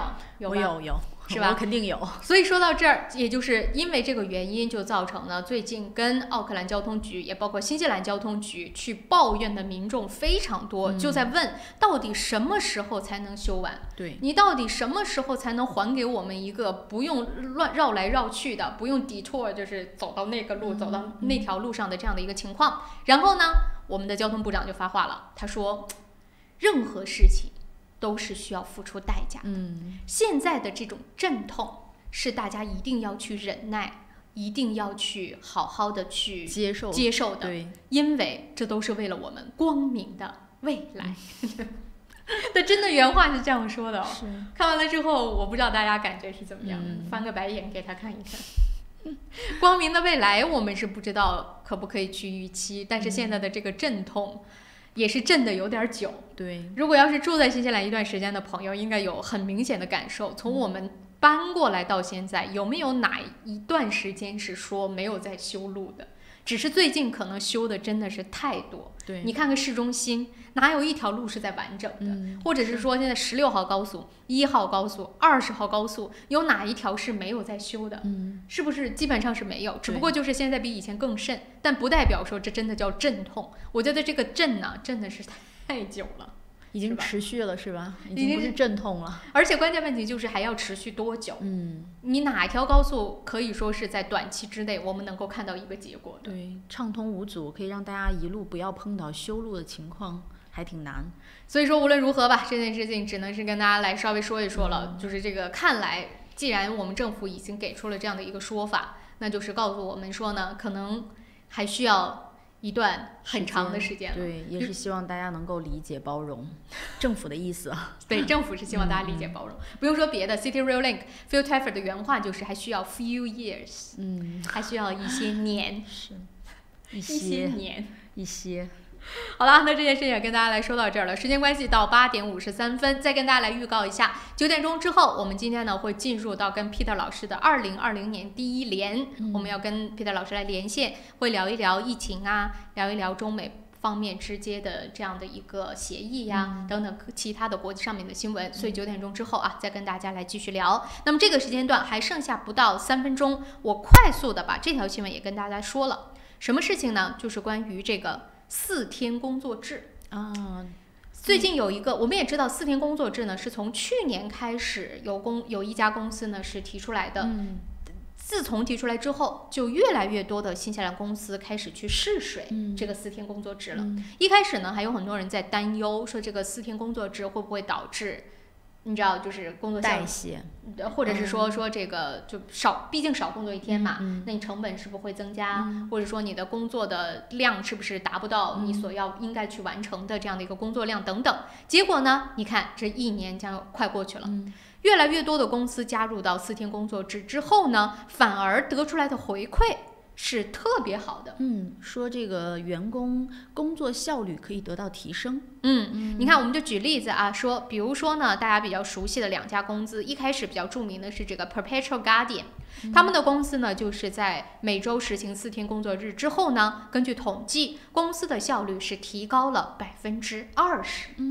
另外一家呢，叫做 Bayer and Co 的一家公司，他也在说，他说他们是属于小公司，总共呢只是有3名雇员。一开始呢，他们也在担心说这样会不会耽误到业务，是不是一个很冒险的举动？结果呢，没到1年的时间，这个公司的业务蒸蒸日上，盈利呢大幅增长，甚至使得老板还有了这样的一个富裕的，可以说是这个盈利吧，对，又多雇了宜人的雇员，使得整个公司呢朝着更好的方向去走了。所以他也现在就开始呼吁了，说，公司无论是大是小，应该都去尝试这个4天工作制。而且作为员工，我觉得也特别好，就是员工不仅每周只上4天班，但是他们得到的是5天的薪水。对啊，所以员工他就说是因为这个原因，使得呢员工的这个工作效率提高了，也不见得他们就比平常完成的工作少了，甚至有很多员工是说呢自愿的，比如说就加一点点班，把该完成的工作完成，然后可以放3天，而且他就说员工的那个情绪也是特别的高涨，什么请病假的。请 annual leave 的都减少了，就变得呢给这个公司带来了更好的效益。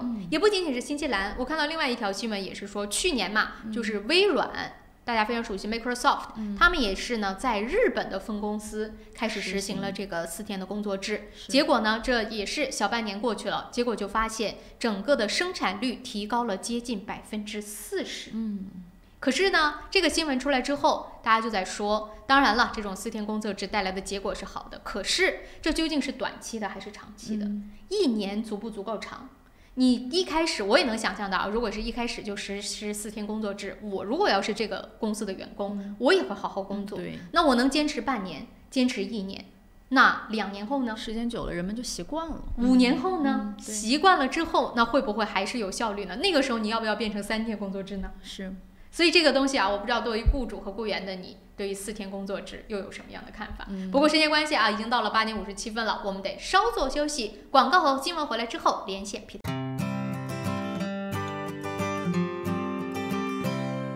换汇在东平，分分好汇率，款款有保障。有口皆碑，服务好，快速安全，信誉度极高。东平是祝您安心就读和置业纽西兰最佳的换汇选择。电话0800366474或6大分店。我是慕斯，我是健康睡眠系统，我的使命就是为地球上的每个人铸就美梦。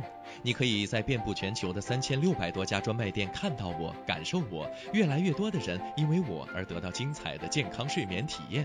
生命因梦想而伟大，那么就让我来铸就你的美梦吧。慕斯奥克兰店321世界睡眠日促销活动进行中，欢迎进店咨询详情。电话0941544368 0941544368。您想到汇率高低，我们想到未来趋势。您想到全球商机，我们想到支付方案。您想到业务高效运作，我们想到外汇对冲避险。KVB 昆仑国际向您所未想，决胜千里之外，企业外汇及财资管理专家 KVB 昆仑国际。奥克兰教育中心成立于2001年，从小学1年级到13年级，课程辅导、教育咨询、升学规划、升医学院、留学美国、英国。优秀是教出来的，孩子成就最好的自己就是优秀。张老师的团队值得您的信赖。电话0962303366，0962303366。想要旧貌换新颜 ，Recine 当然是首选。立即选购 Recine 优质油漆、木材着色剂、壁纸和装饰配件，并享受 GST 等值打折优惠。Recine 夏季大促销，省钱时机别错过。石围鲜酒家，老字号的粤式餐厅，天天茶室，精美点心，推陈出新，特色小炒，时令菜式，喜宴寿桌，社团宴会，欢迎预订。530号 Fraser Road Greenland。雪山天对岸，陶波湖畔边，风景秀丽的陶波市迎来第1家中华美食绍兴饭店。店内装饰精美，环境典雅，服务一流，全天提供中国特色菜肴、风味小吃，集中华烹饪之精华，汇南北风味之大成。陶波绍兴饭店欢迎您。地址8号 Northcroft Street 淘宝，电话0737788886。大家好，我是国家党国会议员杨健。值此新春佳节之际，我祝大家身体健康，家庭幸福，万事如意，鼠年大吉。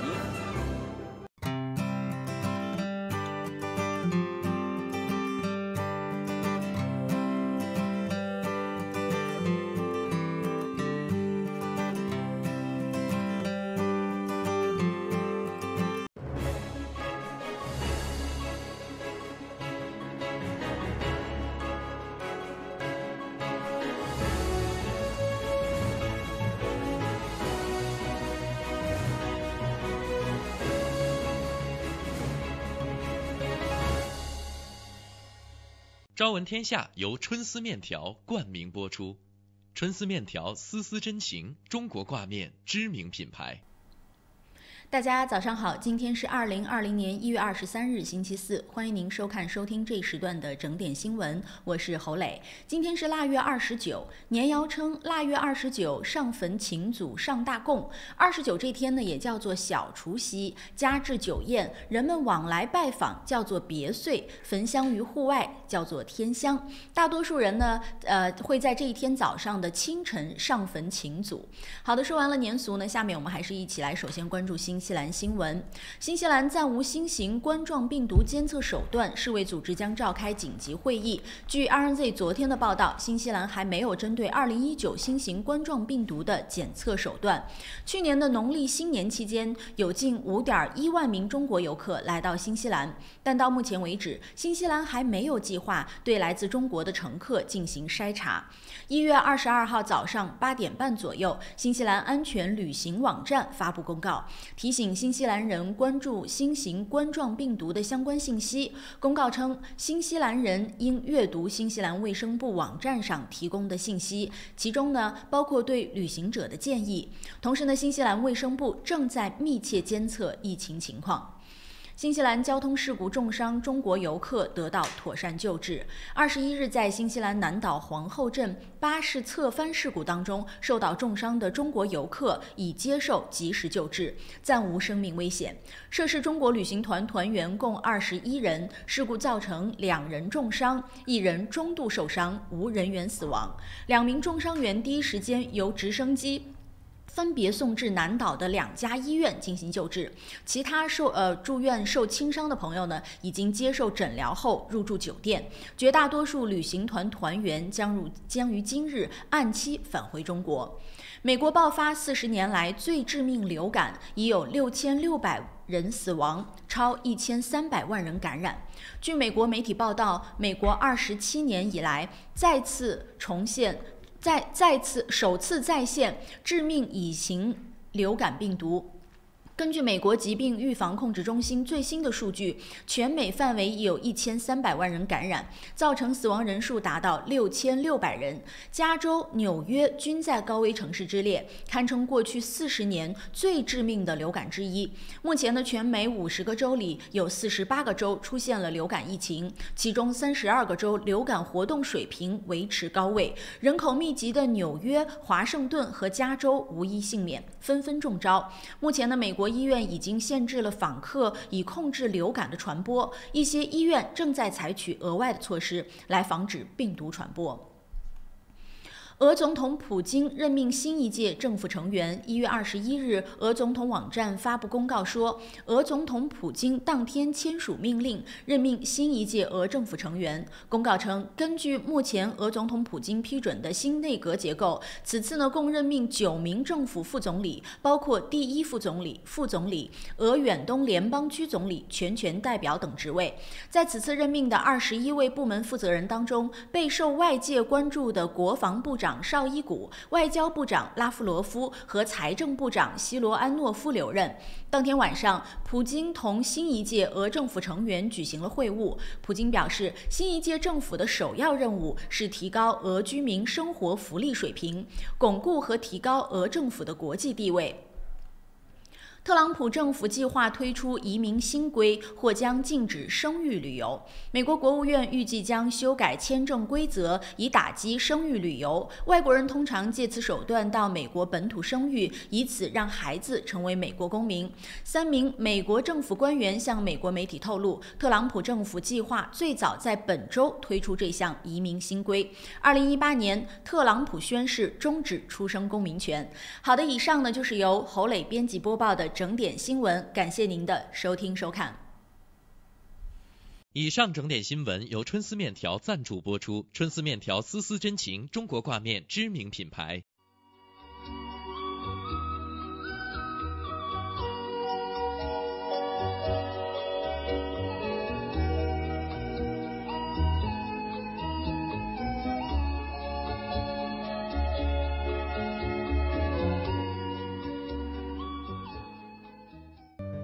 天气预报由玉山 KCH 独家冠名播出。玉山出新品了，最新推出的 Ushi 乳酸菌饮料，完全不含脂肪，还能易促进肠道健康，喝起来酸酸甜甜，让您一整天都有好心情。还有 Ushi 水蜜桃味冰红茶和 Ushi 芦荟饮品，大颗的芦荟果粒好好嚼，让您根本停不下来。这个夏天，快来尝尝我们全新的 Ushi 家族吧！玉山之父，你我之福。公司地址43A Lady Ruby Drive East Market， 联系电话09-272-3519 09-272-3516。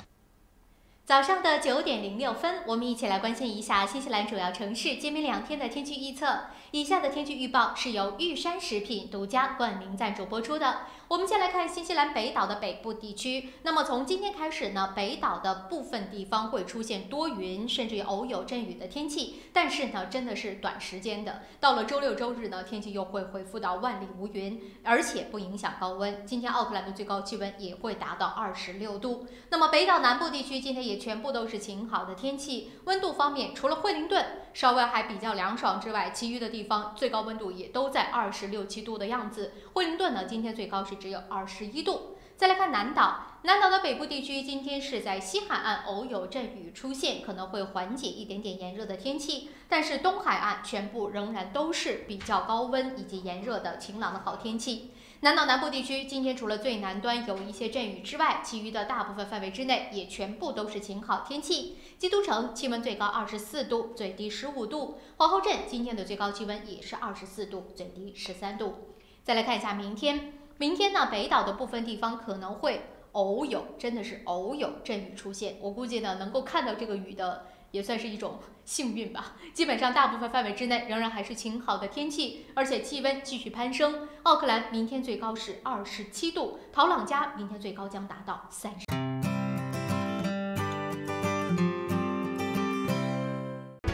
双子留学移民政府持牌，学生签证、工作签证、移民申请、父母团聚，各类疑难签证，双子一站式解决。联系电话09-377-8801，377-8801。申请父母退休移民找百伦，申请投资移民找百伦，申请技术移民找百伦。百伦移民留学26年老字号，申请留学享免中介费找百伦。恭喜百伦移民留学成为奥克兰大学全球最佳代理。要留学找百伦，要移民找百伦。电话0936815588。在新西兰安居乐业，一个朋友般的律师将是您的生活必备。瑞启诗律师事务所为您提供24小时咨询服务，用专业的态度提供量身定做的法律服务。电话0958011083。瑞启诗律师事务所，您生活的可靠朋友。想要旧貌换新颜 ，Resin 当然是首选。立即选购 Resin 优质油漆、木材着色剂、壁纸和装饰配件，并享受 GST 等值打折优惠。Resin 夏季大促销，省钱时机别错过。换汇在东平，纷纷好汇率，款款有保障。有口皆碑，服务好，快速安全，信誉度极高。东平是祝您安心就读和置业纽西兰最佳的换汇选择。电话0800366474或6大分店。GPOS 世博商务20年软件开发经验，拥有数千家客户。GPOS 智能超市管理系统、餐饮系统、移动支付、网络销售。GPOS 世博商务带你进入商业管理的信息时代。电话6388-288，6388-288。来自柬埔寨传统优质稻米产区的龙凤牌上等特级茉莉香米，2019年新米全面上市了。龙凤牌茉莉香米100%的茉莉香米，晶莹剔透，清香软滑，价格适中，深受广大消费者喜爱。龙凤牌上等特级茉莉香米，餐馆酒楼消费者的最佳选择。买大米请认准龙凤牌，新西兰总代理林氏兄弟出入口有限公司。如果您懂英文，生活就会更便利。Diners Speak 全日制 NZC 1号新西兰英语证书课程2月24日即将开课，请速报名。由初级班到中高级班，入学考试将为你选定相应级别，每周上课12到15小时，有教师指导，可以由浅入深学习听说读写，还有20到22小时的自修时间。学习结束可获 NZQA 毕业证书。16岁或以上的新西兰永久居民或公民，课程全部免费，还可申请学生津贴。咨询热线0800-355-344。周一聊天室带您尽览天下大事，新闻事件深度解析，全球消息尽在掌握。一起相约周一聊天室。每周一下午4点，熊猫电视台 TV37和 FM 90.6同步直播，敬请关注。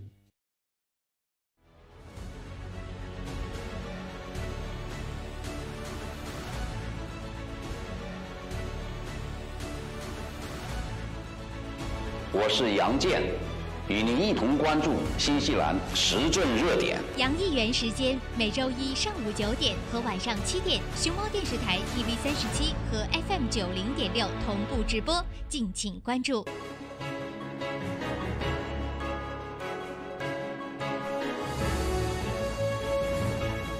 朝闻天下由春丝面条冠名播出，春丝面条丝丝真情，中国挂面知名品牌。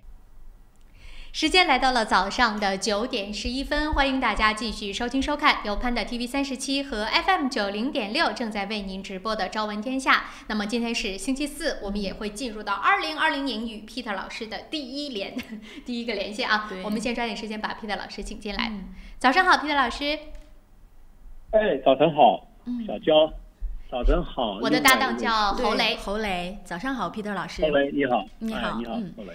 先给 Peter 老师拜个早年啊！这个我们说是农历新年过完了啊，不是这个我们说阳历的新年过完了，那农历的新年明天就大年30了，所以我们也代表这个所有 TV37的所有的员工和公司呢，祝 Peter 老师春节快乐，新年快乐！谢谢，我也提前给大家拜早年，一个给你们拜早年，第二给电视机的观众和收音机前的听众拜个早年。是 Peter 老师这样子啊，我们也是抓紧一切的时间进入到正题当中。这个刚刚过去的假期啊，世界上的大事儿实在是太多，不知道从哪里入口好。不过呢，现在离我们最近的一件事，当然就是这一次的新型冠状病毒，也就是说这个肺炎的病毒这件事儿，我相信 Peter 老师也一定是非常关注的。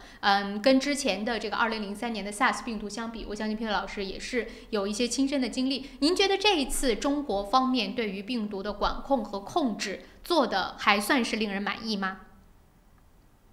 可能评价不会那么高吧。应该这样讲哈，我们不讲中国，我们首先讲地方政府。一定要把它分开来。从中国政府来讲呢还 OK， 作为地方政府来讲，我感到做得不算好。就是武汉市政府啊，因为这个事件一发生之后。就是去年年底嘛，实际上是12月31号，不是30号就出来了。对的，是的。我出来一看，我说，哎呦，我说不明肺炎，我说会不会又是 SARS 啊？后来官方出来说是不是 SARS， 是个新的病毒，但是有些其他的传媒出来就说跟 SARS 很相近。对。那时候我就说，哎呦，如果是这样的话。又是个海鲜市场出来的，那可能就算不是 SARS， 可能跟 SARS 差不多。那这样的话，应该武汉市政府应该马上就应该监控起来，而且应该迅速告诉人民要预防，然后医院都得准备起来。但是发现武汉市政府出来的消息，这个发出消息比较软，没那么硬，我就感到好像没有引起重视，就是很丑，我就很担心发生更严重的事情。当然他表示出来的还是很轻松，说的可控可防。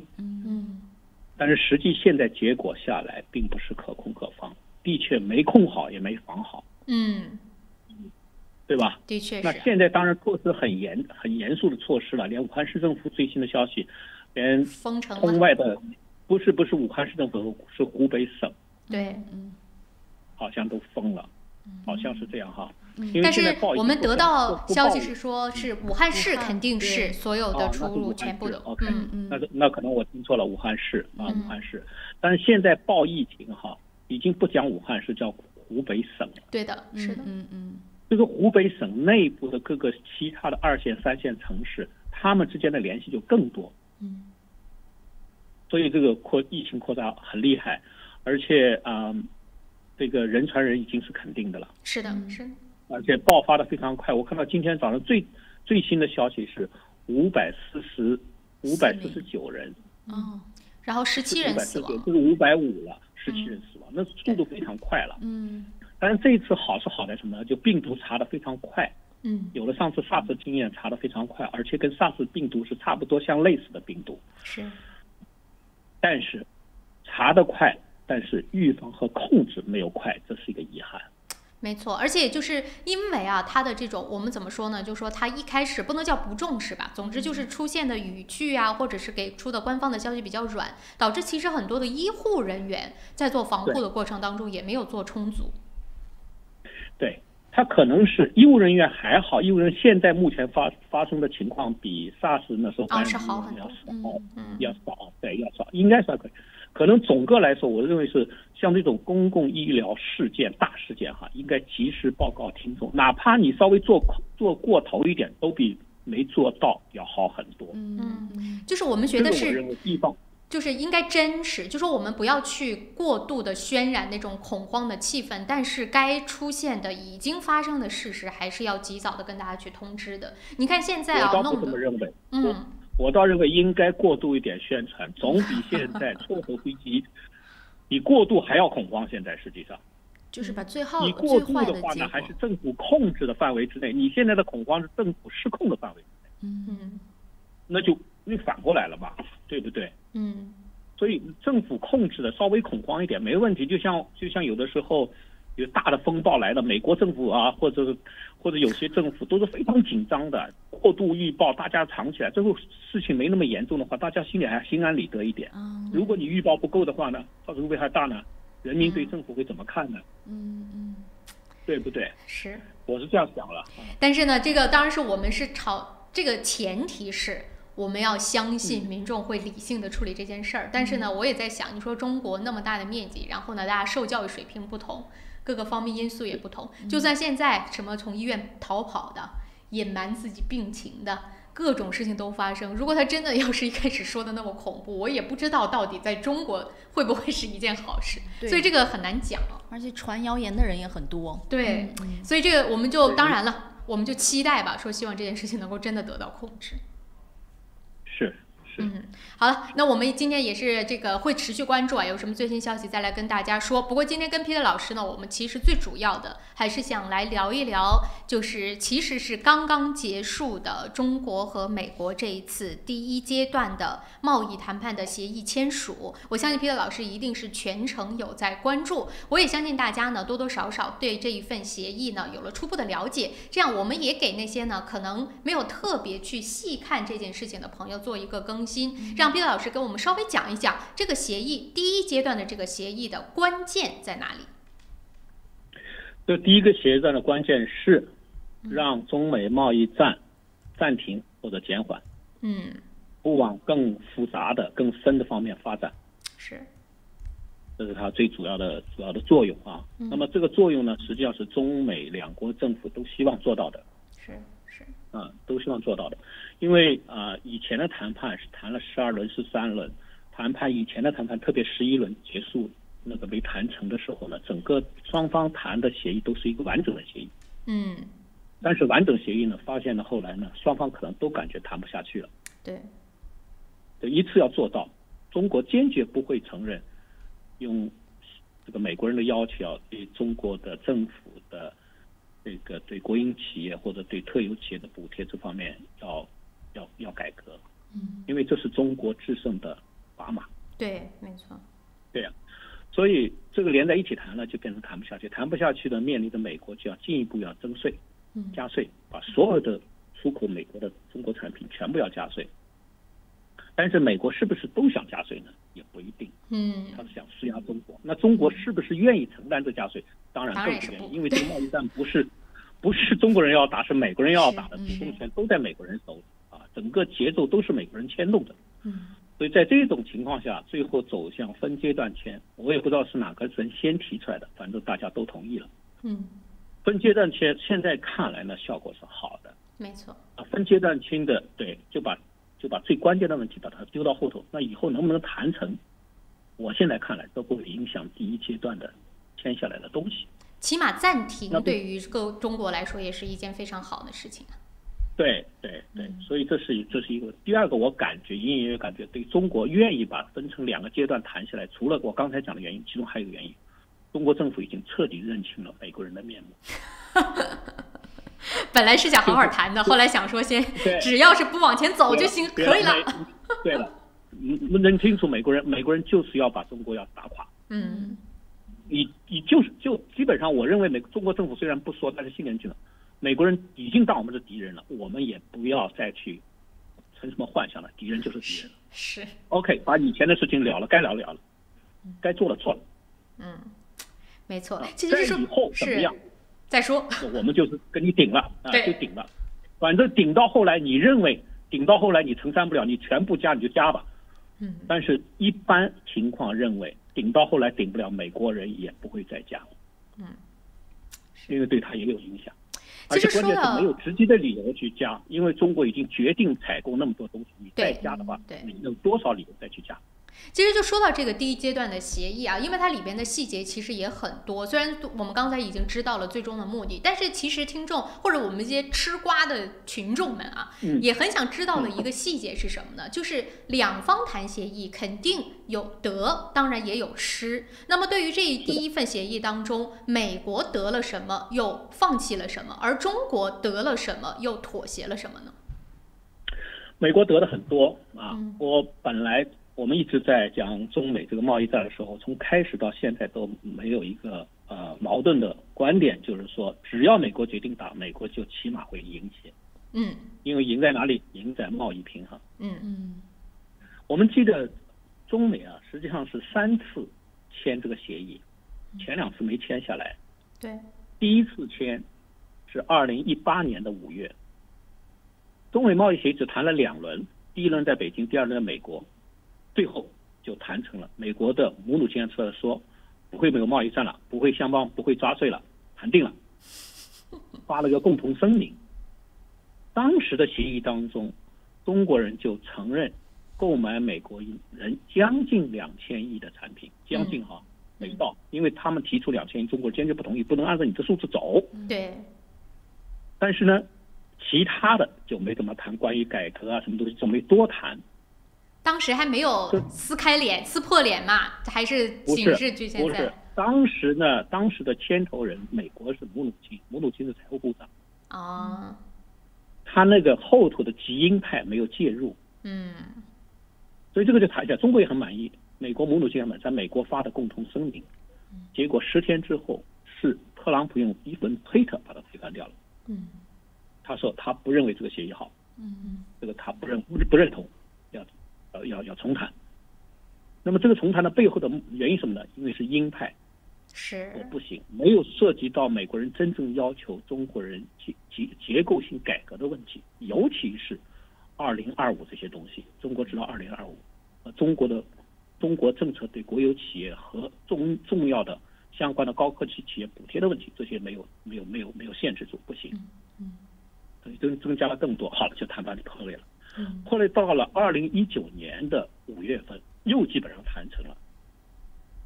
然后外电传的是中国最高领导人不同意这个协议，就带去了一个几十页的修改，把谈好的东西修改。这修改的主要就是对中国今后的改革，更多的霸权主义的限制，逼着中国相关的改革，包括法律都必须改。中国坚决不同意。那么现在谈的是第3份实际上把它切割下来，就是中国坚决不同意，现在不谈了，只把前头的中国要采购的这些东西，包括市场准入啊，包括营商环境的改革，这些东西都放进去。这些东西呢，中国政府一直是愿意谈，也是有结果的。说白了就是钱还是好谈。来说就是有钱的谈不下去。对，谈不下去，别人能收到的都收不到，那不如分阶段。能不谈的先丢了，先能够收到果实，先把它收了吧。那你说是不是美国还是得益很多？是，而且这个单子签的也是真不小啊！我看到那个特朗普在签完了之后，脸上的那个笑容也不是装出来的呀。我不瞒你说，他全程的这个签字仪式我都看了。同步的中文翻译，直接跟着翻是美国之音翻的。我都看完了。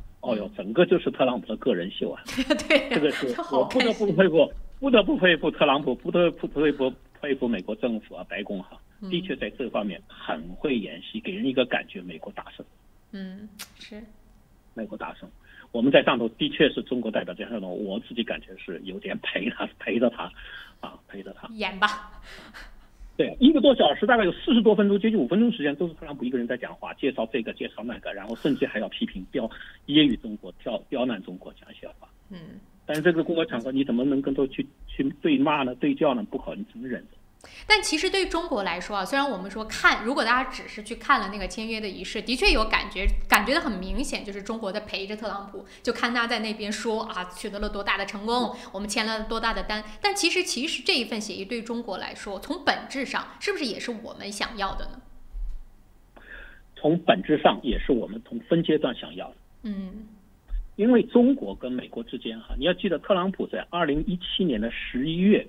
访问过中国，正式国事访问中国，对不对？当时也很开心。对，当时离开中国签了多大的单嘛？累计是2535亿，是购买美国的各方面的财产、商品和服务。现在的2000亿是在这2535亿的基础上的。对呀。本来他来正式访问的时候就有这么大的单，但是区别之一。那个单大部分是意向性的，就是没有签死。那么这一次呢，是两国政府签死的。真的钱要给出去的。对，也没有超出中国政府的本来所能控制的范围之外。2500多亿变成实实在在的2000亿 ，OK， 还是在那个范围之内，只是说你真的要去做。那么这里头呢，包括什么东西呢？农业。农业，特朗普一直说400亿到500亿嘛，中国要增购，2年之内要增购400、500亿，实际上是385亿，没有到400亿，第一年少一点，第2年多一点，这个相当于什么东西？大家看，哇，你几乎要成倍了，因为2017年的基数是240亿，现在增加到385亿，分2年来增加，看起来增加很多，但是你要知道。2018年到2019年，中国减少对美国的农产品的进口，减少了1半。等于回去了。这里头本身就减少，等于现在我要增加这385亿，你要开始要贴回2018年和2019年少购买那些东西，你要贴回去啊。所以我们一定要看这些数据。才有数，实质增加的没有385亿，你只要贴回去，前2年没买东西要贴回去吧，对吧？这些都本来是中国需要的，这是一个，还有制成品，也就是说工业产品或者其他的产品，这里头增加了777亿，也是分2年。那以前的基数呢是1000亿，那增加777亿，这里头增加了有些中国是需要的。那这个需要当中，在条款当中写出来，要美国人必须要帮助，因为中国有很多高科技的产品需要向美国人买，美国人一直不肯买。那你说从市场原则的话，我们这是可以谈的，你不能违反我们这个基本的市场，根据市场经济这个东西我们该买，除非你认为确定完全是军工的你不卖，我们还有情可原，有情可量，对不对？好，还有就是能源，能源这地方采购大佬。能源你知道以前的基础是多少吗？只有54亿，只有40亿，现在要2年内增购到524亿。哇，这个是最厉害，这是增加了10倍不止啊，是10几倍啊！因为什么？美国现在已经是全球最大能源生产国，它要找市场。中东局势又不稳定，中国转过去有什么不可以啊？是，所以这个问题不大，对不对？这问题不大，还是全面贸易服务。这样啊，因为时间的关系，我们正好到9点30分了，我们先稍作休息一下。刚才听着，你看这么剖析来看，这个第一份协议里面的内容还是真的蛮有趣的。不过我们得稍作休息一下，等一段商家好介绍回来之后呢，让 Peter 老师继续跟我们来估计，或者我们来预测一测。那第2轮阶段又是怎么个谈法？除此之外呢，我们也可以来聊一聊欧盟。其实欧盟在这一次第1个份协议签署之后呢，它无论是从表态啊、声明啊各个方面，给人的感觉都有点急了。那为什么欧盟会急呢？回来继续跟 Peter 老师接着。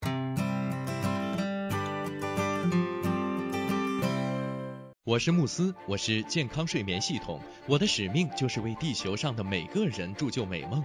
你可以在遍布全球的3600多家专卖店看到我，感受我。越来越多的人因为我而得到精彩的健康睡眠体验。生命因梦想而伟大，那么就让我来铸就你的美梦吧。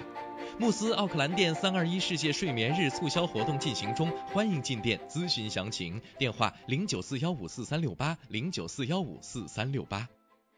玉山出新品了，最新推出的 Ushi 乳酸菌饮料，完全不含脂肪，还能易促进肠道健康，喝起来酸酸甜甜，让您一整天都有好心情。还有 Ushi 水蜜桃味冰红茶和 Ushi 芦荟饮品，大颗的芦荟果粒好好嚼，让您根本停不下来。这个夏天，快来尝尝我们全新的 Ushi 家族吧！玉山之父，你我之福。公司地址43A Lady Ruby Drive East Market， 联系电话0927235519 0927235516。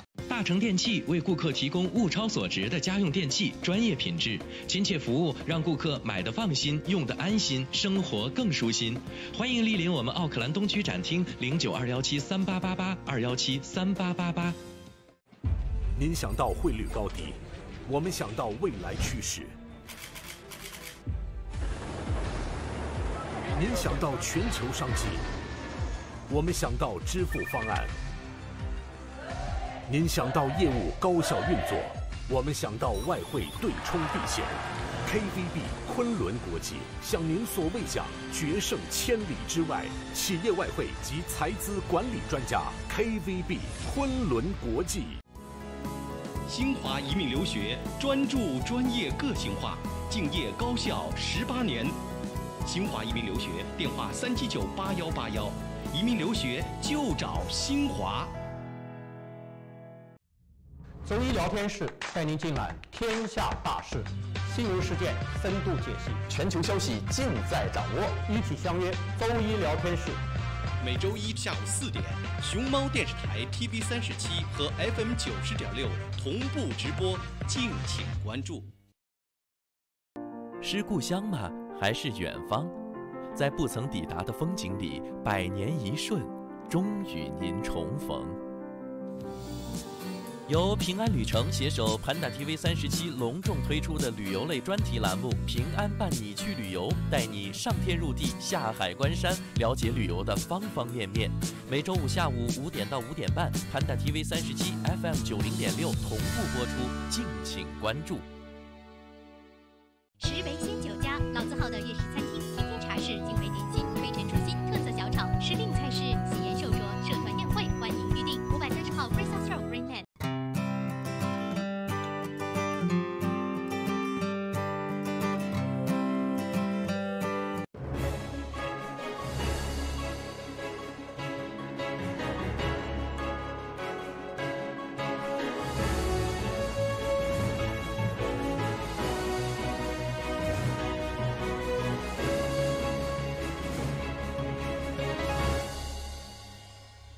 朝闻天下由春丝面条冠名播出，春丝面条丝丝真情，中国挂面知名品牌。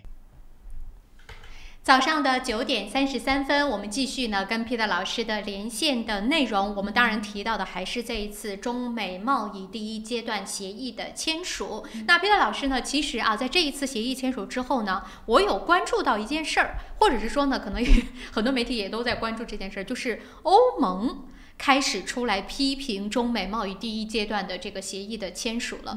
这个其实是不是也挺有趣的啊？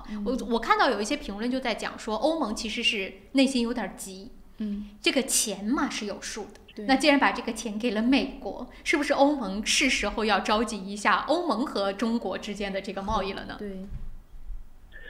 当然，欧盟，你记得我们去年最后一次连线节目讲了几个问题，曾经讲到一地方就是在跟美国谈交易，我们估计会签大单，但是也要千万注意到西方殖民主义长期的结伴的什么割地赔款，对吧？那当然对于西方来国家，他们都想分这个大的利益哈，当然就对这个中国跟美国人签了之后，他们感到会不会影响到他们的贸易额？对。我想东方在跟美国签的时候不会不考虑这个问题。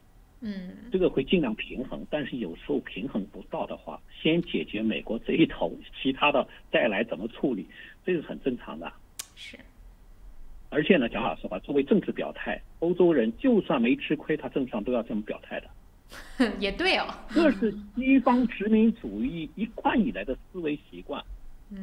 绝对不能在口头上丢给别人一些利益的，一定要把它先抓住，先讲好。是这个不止殖民主义，在全世界人和人之间的打关系当中，你会发现，只要比你优势大的、强权的，肯定讲话也在利益方面讲的比你先早，先考虑到，这就是优势。是，可是我们也知道啊，这个中国呢，在最近一段时间，尤其是有了一带一路的这个项目之后，其实欧盟或者是欧洲对于中国来说也是非常重要的一个部分，尤其是说中国和美国在进行贸易争端、贸易战的这个期间，那如果在这个时候，我们虽然跟美国啊达成了第一协议，但是远远没有说要结束跟贸易之间的这样跟美国的争端。如果这个时候欧盟也加入，对于中国来说，会不会是一个有一点点背部受敌的感觉呢？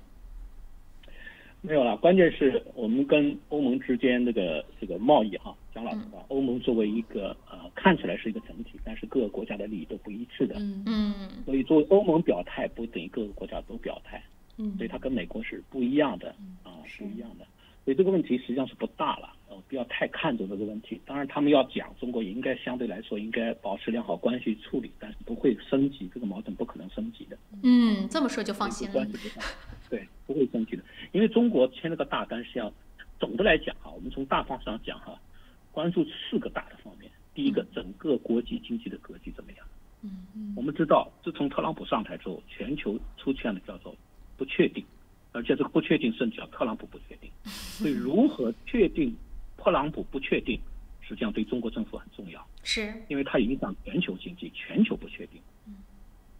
变成全球的资金最后怎么样发展，怎么样投资，怎么样去长远布局，都在不确定之下，实际上对全球经济是有影响的。没错，你看这个国际货币基金组织已经把全球的增长率往下降了，但是把我们中国的增长率反而提高了，维持到提高到6.0 GDP 增长。我也不知道他怎么那么信，对中国信心这么强啊。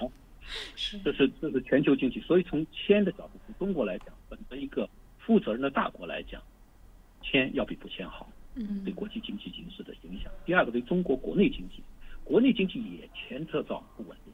如果这个不签，继续跟美国打下去，就是说美国愿意打，我们也坚决不把它分成2截来继续打下去了，变成国内的经济也不稳定。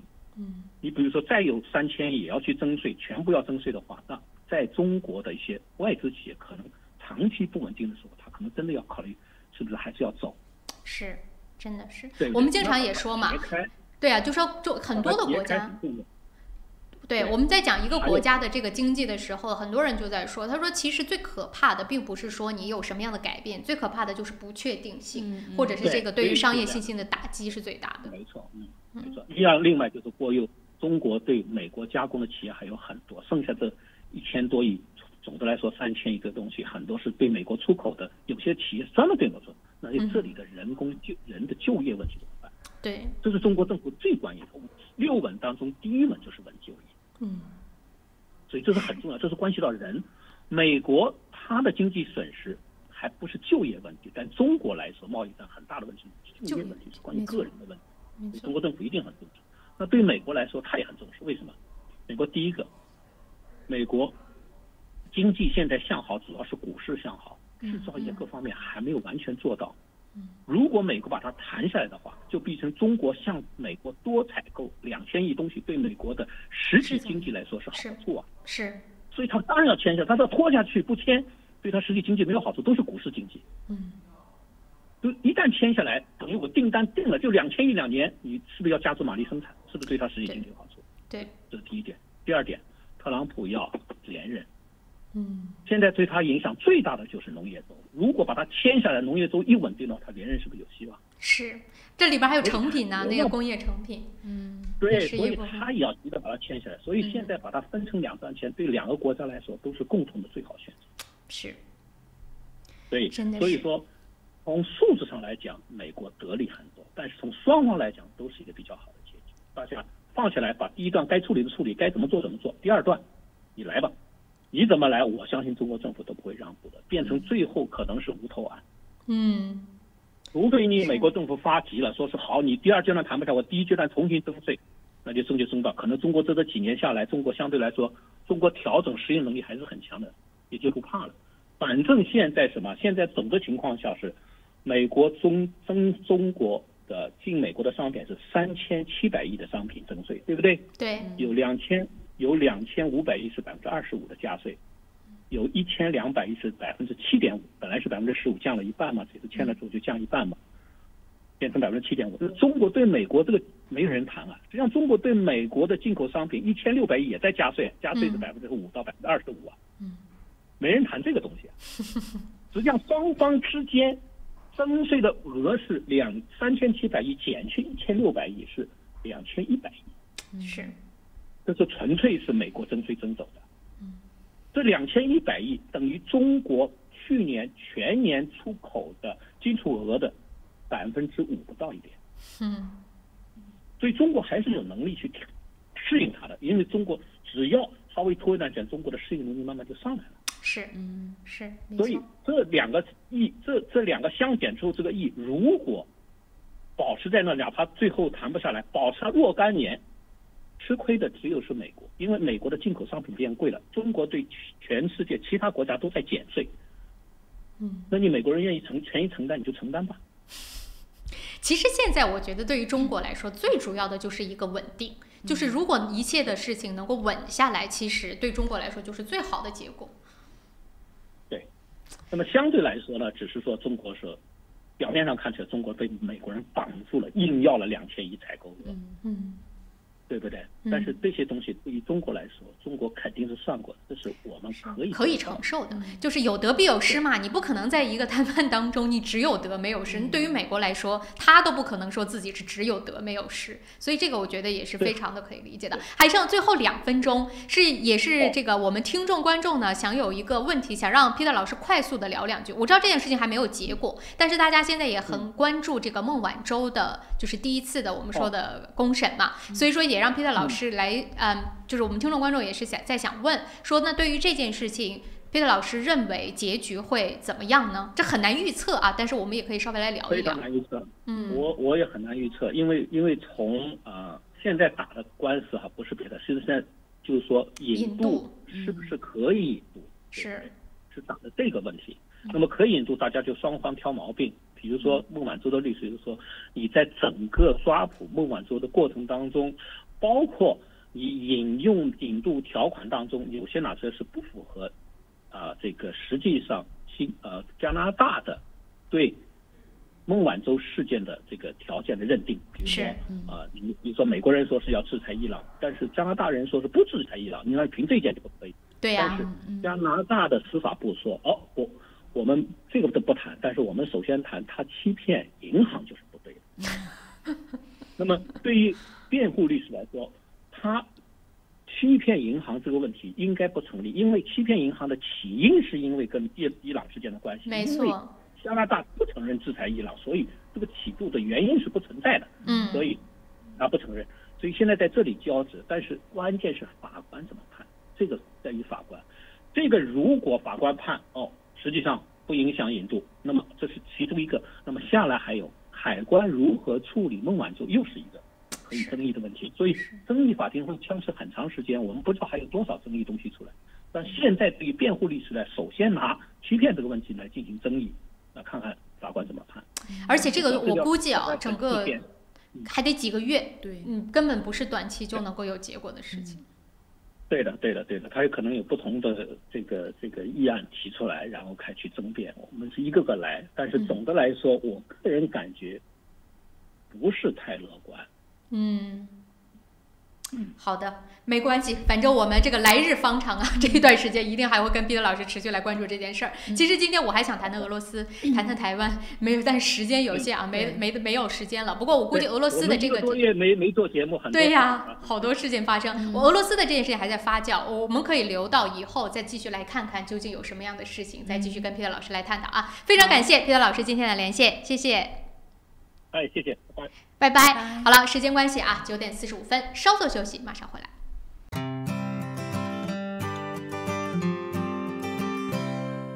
Able Music 专业钢琴及器乐学校，12年老字号，分校遍布 CD 皇后街、Epson、Botany、Henderson、北岸、Mount Albert， 1对1授课、集体课，强大师资，各种乐器，比赛考级，免费乐理课，电话4446888。在 Snowberry， 我们正在新西兰创造真正有效的天然护肤品，并已通过黄金标准临床试验证明了这一点。Snowberry 让自然与科学完美融合。奥克兰教育中心成立于2001年，从小学1年级到13年级，课程辅导、教育咨询、升学规划、升医学院、留学美国、英国。优秀是教出来的，孩子成就最好的自己就是优秀。张老师的团队值得您的信赖，电话0962303366，0962303366。你好 ，Lisa， come look。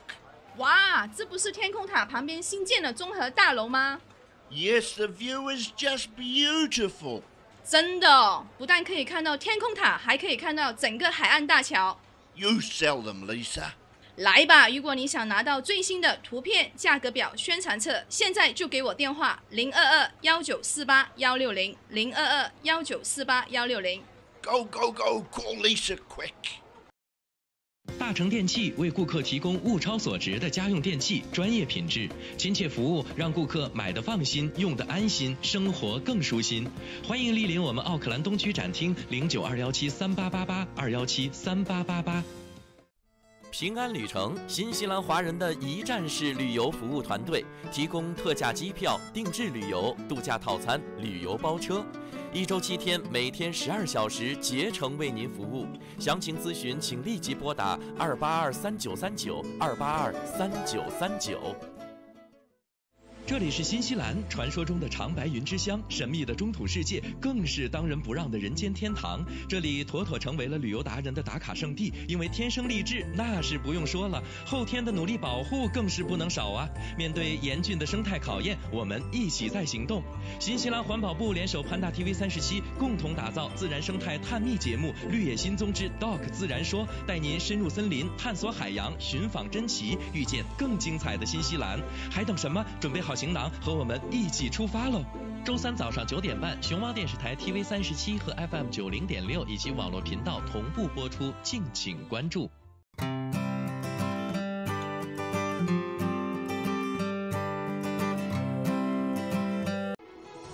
这里有新闻资讯和您最关注的时事热点，这里有家长里短和您身边的人生百态。新闻不止一面，生活所以精彩。朝闻天下，新视野，新感觉。朝闻天下 On Air。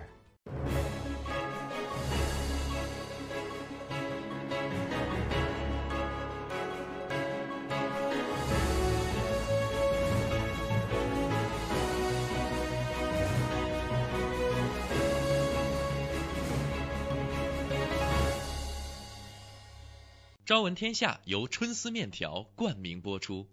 春丝面条，丝丝真情，中国挂面知名品牌。好了，时间很快已经来到了早上的9点48分呢。今天早上的朝闻天下呢，又剩下最后不到10分钟的时间了啊，时间过得也是非常快。那对于刚刚我们跟 Peter 老师聊到的，无论是说疫情，聊到了中美的贸易的协商，也聊到了关于孟晚舟的事件。那么大家如果有什么样的观点，也可以利用这最后的几分钟跟我们来说一说啊。热线电话当然还是您熟悉的0992939906。当然，关于孟晚舟的这个事件，我们还会持续关注。但是我真的是觉得几个月啊都不知道会不会出结果，反正有什么最新消息我们在第一时间跟大家说吧。还剩最后一点点时间呢，把这条消息也告诉大家，这是对于我们居住在海外的华人来说，既关注也是有的时候给我们惹了不少麻烦的事儿。不过现在呢，算是条好消息，就是我们说的中国公民护照全球通办。说在这个各驻外使领馆将会在2月1日起实现护照全球通办和取消对海外中国公民护照遗失、被盗或损毁后申请补发护照的限制条件。就是有这2大的这个便民举措哈，说今后海外中国公民可以向中国任何驻外使馆申请护照的换补发，如果是换发的话，需要提供这个原护照、国籍状况的声明书，还有照片和申请表就可以了。如果是补发呢，需要另外再提供一个遗失或者损毁的情况说明就可以了。是的，这个其实在新西兰这边，我相信很多朋友如果生活在这一段时间就知道了。其实在新西兰这边，如果你去补办或者是换护照还相对来说挺方便的，只要你去填表啊，拿着照片啊等等就可以了。但是对于很多的其他的国家来说，这不一定是能够做到全球。所以现在看到这条消息，就是说呢，这样大家走到任何地方，无论你是说去旅游，还是说在那边居住，碰到类似的情况就不需要慌张了，就可以直接去补办了。说以前呢，还有一个就是在国外要停留不超过180天的中国公民发生这个遗失被盗情况呢，可以就是驻外使馆一般会为其回国颁发旅行证而非护照，但是今后将不再会有180天的这个限制，就只要时间允许，驻外领事馆都可以应要求补发护照。是，那这个呢也是跟大家说一说，除了我们说护照之外，其实它这一次呢也是还有另外的一个也在实行，因为现在电子化了嘛，就很多的东西你真的不需要去到中国，你可以在新西兰这边通过网络的方式就直接在中国申请，所以就看到呢是部分的驻外使馆现在也实现了婚姻登记在线预约。我们有的时候在新西兰这边，大家也是半开玩笑了，还在说在新西兰这边领了结婚证，在中国没领的话，在中国就算未婚，对吧？这也是某种开玩笑。但现在呢，就是你可以在驻外的很多使馆都可以去直接登记了，登记的就是在中国那边注册来结婚了。对，而且目前呢，已经有超过200对海外的中国新人通过网上预约的形式完成了这个婚姻登记。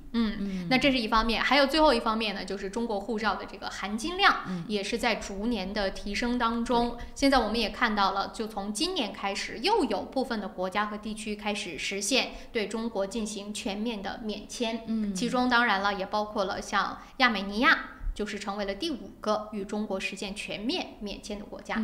就算不全面免签，其实最近几年大家也看得出来，很多地方都是有那种过境签。对，其实这个也蛮方便的，尤其是对于游客来说，你在一个地方玩，我觉得也不会超过很久。对，所以如果真的有落地签，相对来说还真的蛮方便。是很方便。是，比如说我们我最近有朋友说是去新加坡，现在很多华人想去新加坡旅游，都是因为它有一个基本上最长可能3天左右的这样的一个过境签。就你想新加坡本来也不大，你可能也不需要多长时间，所以很多人就很方便，那就去新加坡去旅游一下。而且我相信以后这种过境签会越来越多，我们拿着中国护照出去旅游的便利程度也会越来越多。而且我其实也在跟身边朋友也在讨论一件事儿，就说中国是不是以后也逐渐的可以向世界上的一些国家进行免签，比如说新西兰，对不对？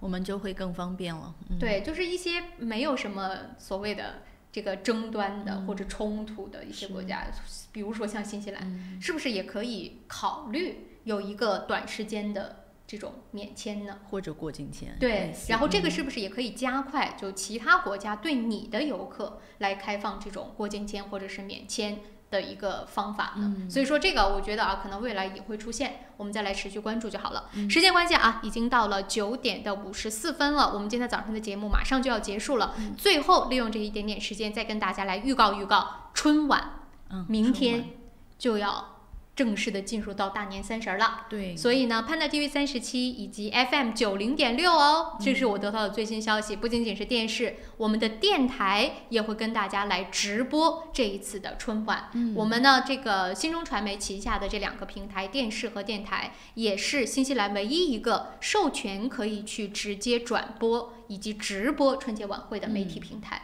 所以大家呢一定要锁定我们的节目去收看。对，我觉得看春晚其实已经成为了中国人过新年的一个必备元素了。看着春晚，吃着年夜饭，才能够感觉到春节来到了。对，而且今年又非常巧的，正好是在小长假期。对，那要是不过节，真的是不是也对不起这个假期？是，而且今年的春晚据说它采用了这个最新的8K 的一种播放的画质啊，然后包括有很多新的一些形式，我相信大家最近也一直都在关注。这个我觉得我们也是很骄傲的，我们设备够新，是，然后我们有授权，所以大家通过这个平台去看，一定会是给大家最直观的，或者是更贴近中国春晚的一个感受。那我们的播出时间也是从明天的新西兰的时间晚上8点钟就开始直播了。一开始是一年又一年的这个栏目，对吧？对。然后紧接着12点钟就会正式春节晚会开始，一直播到第二天早上凌晨。无论什么春节晚会什么时候结束，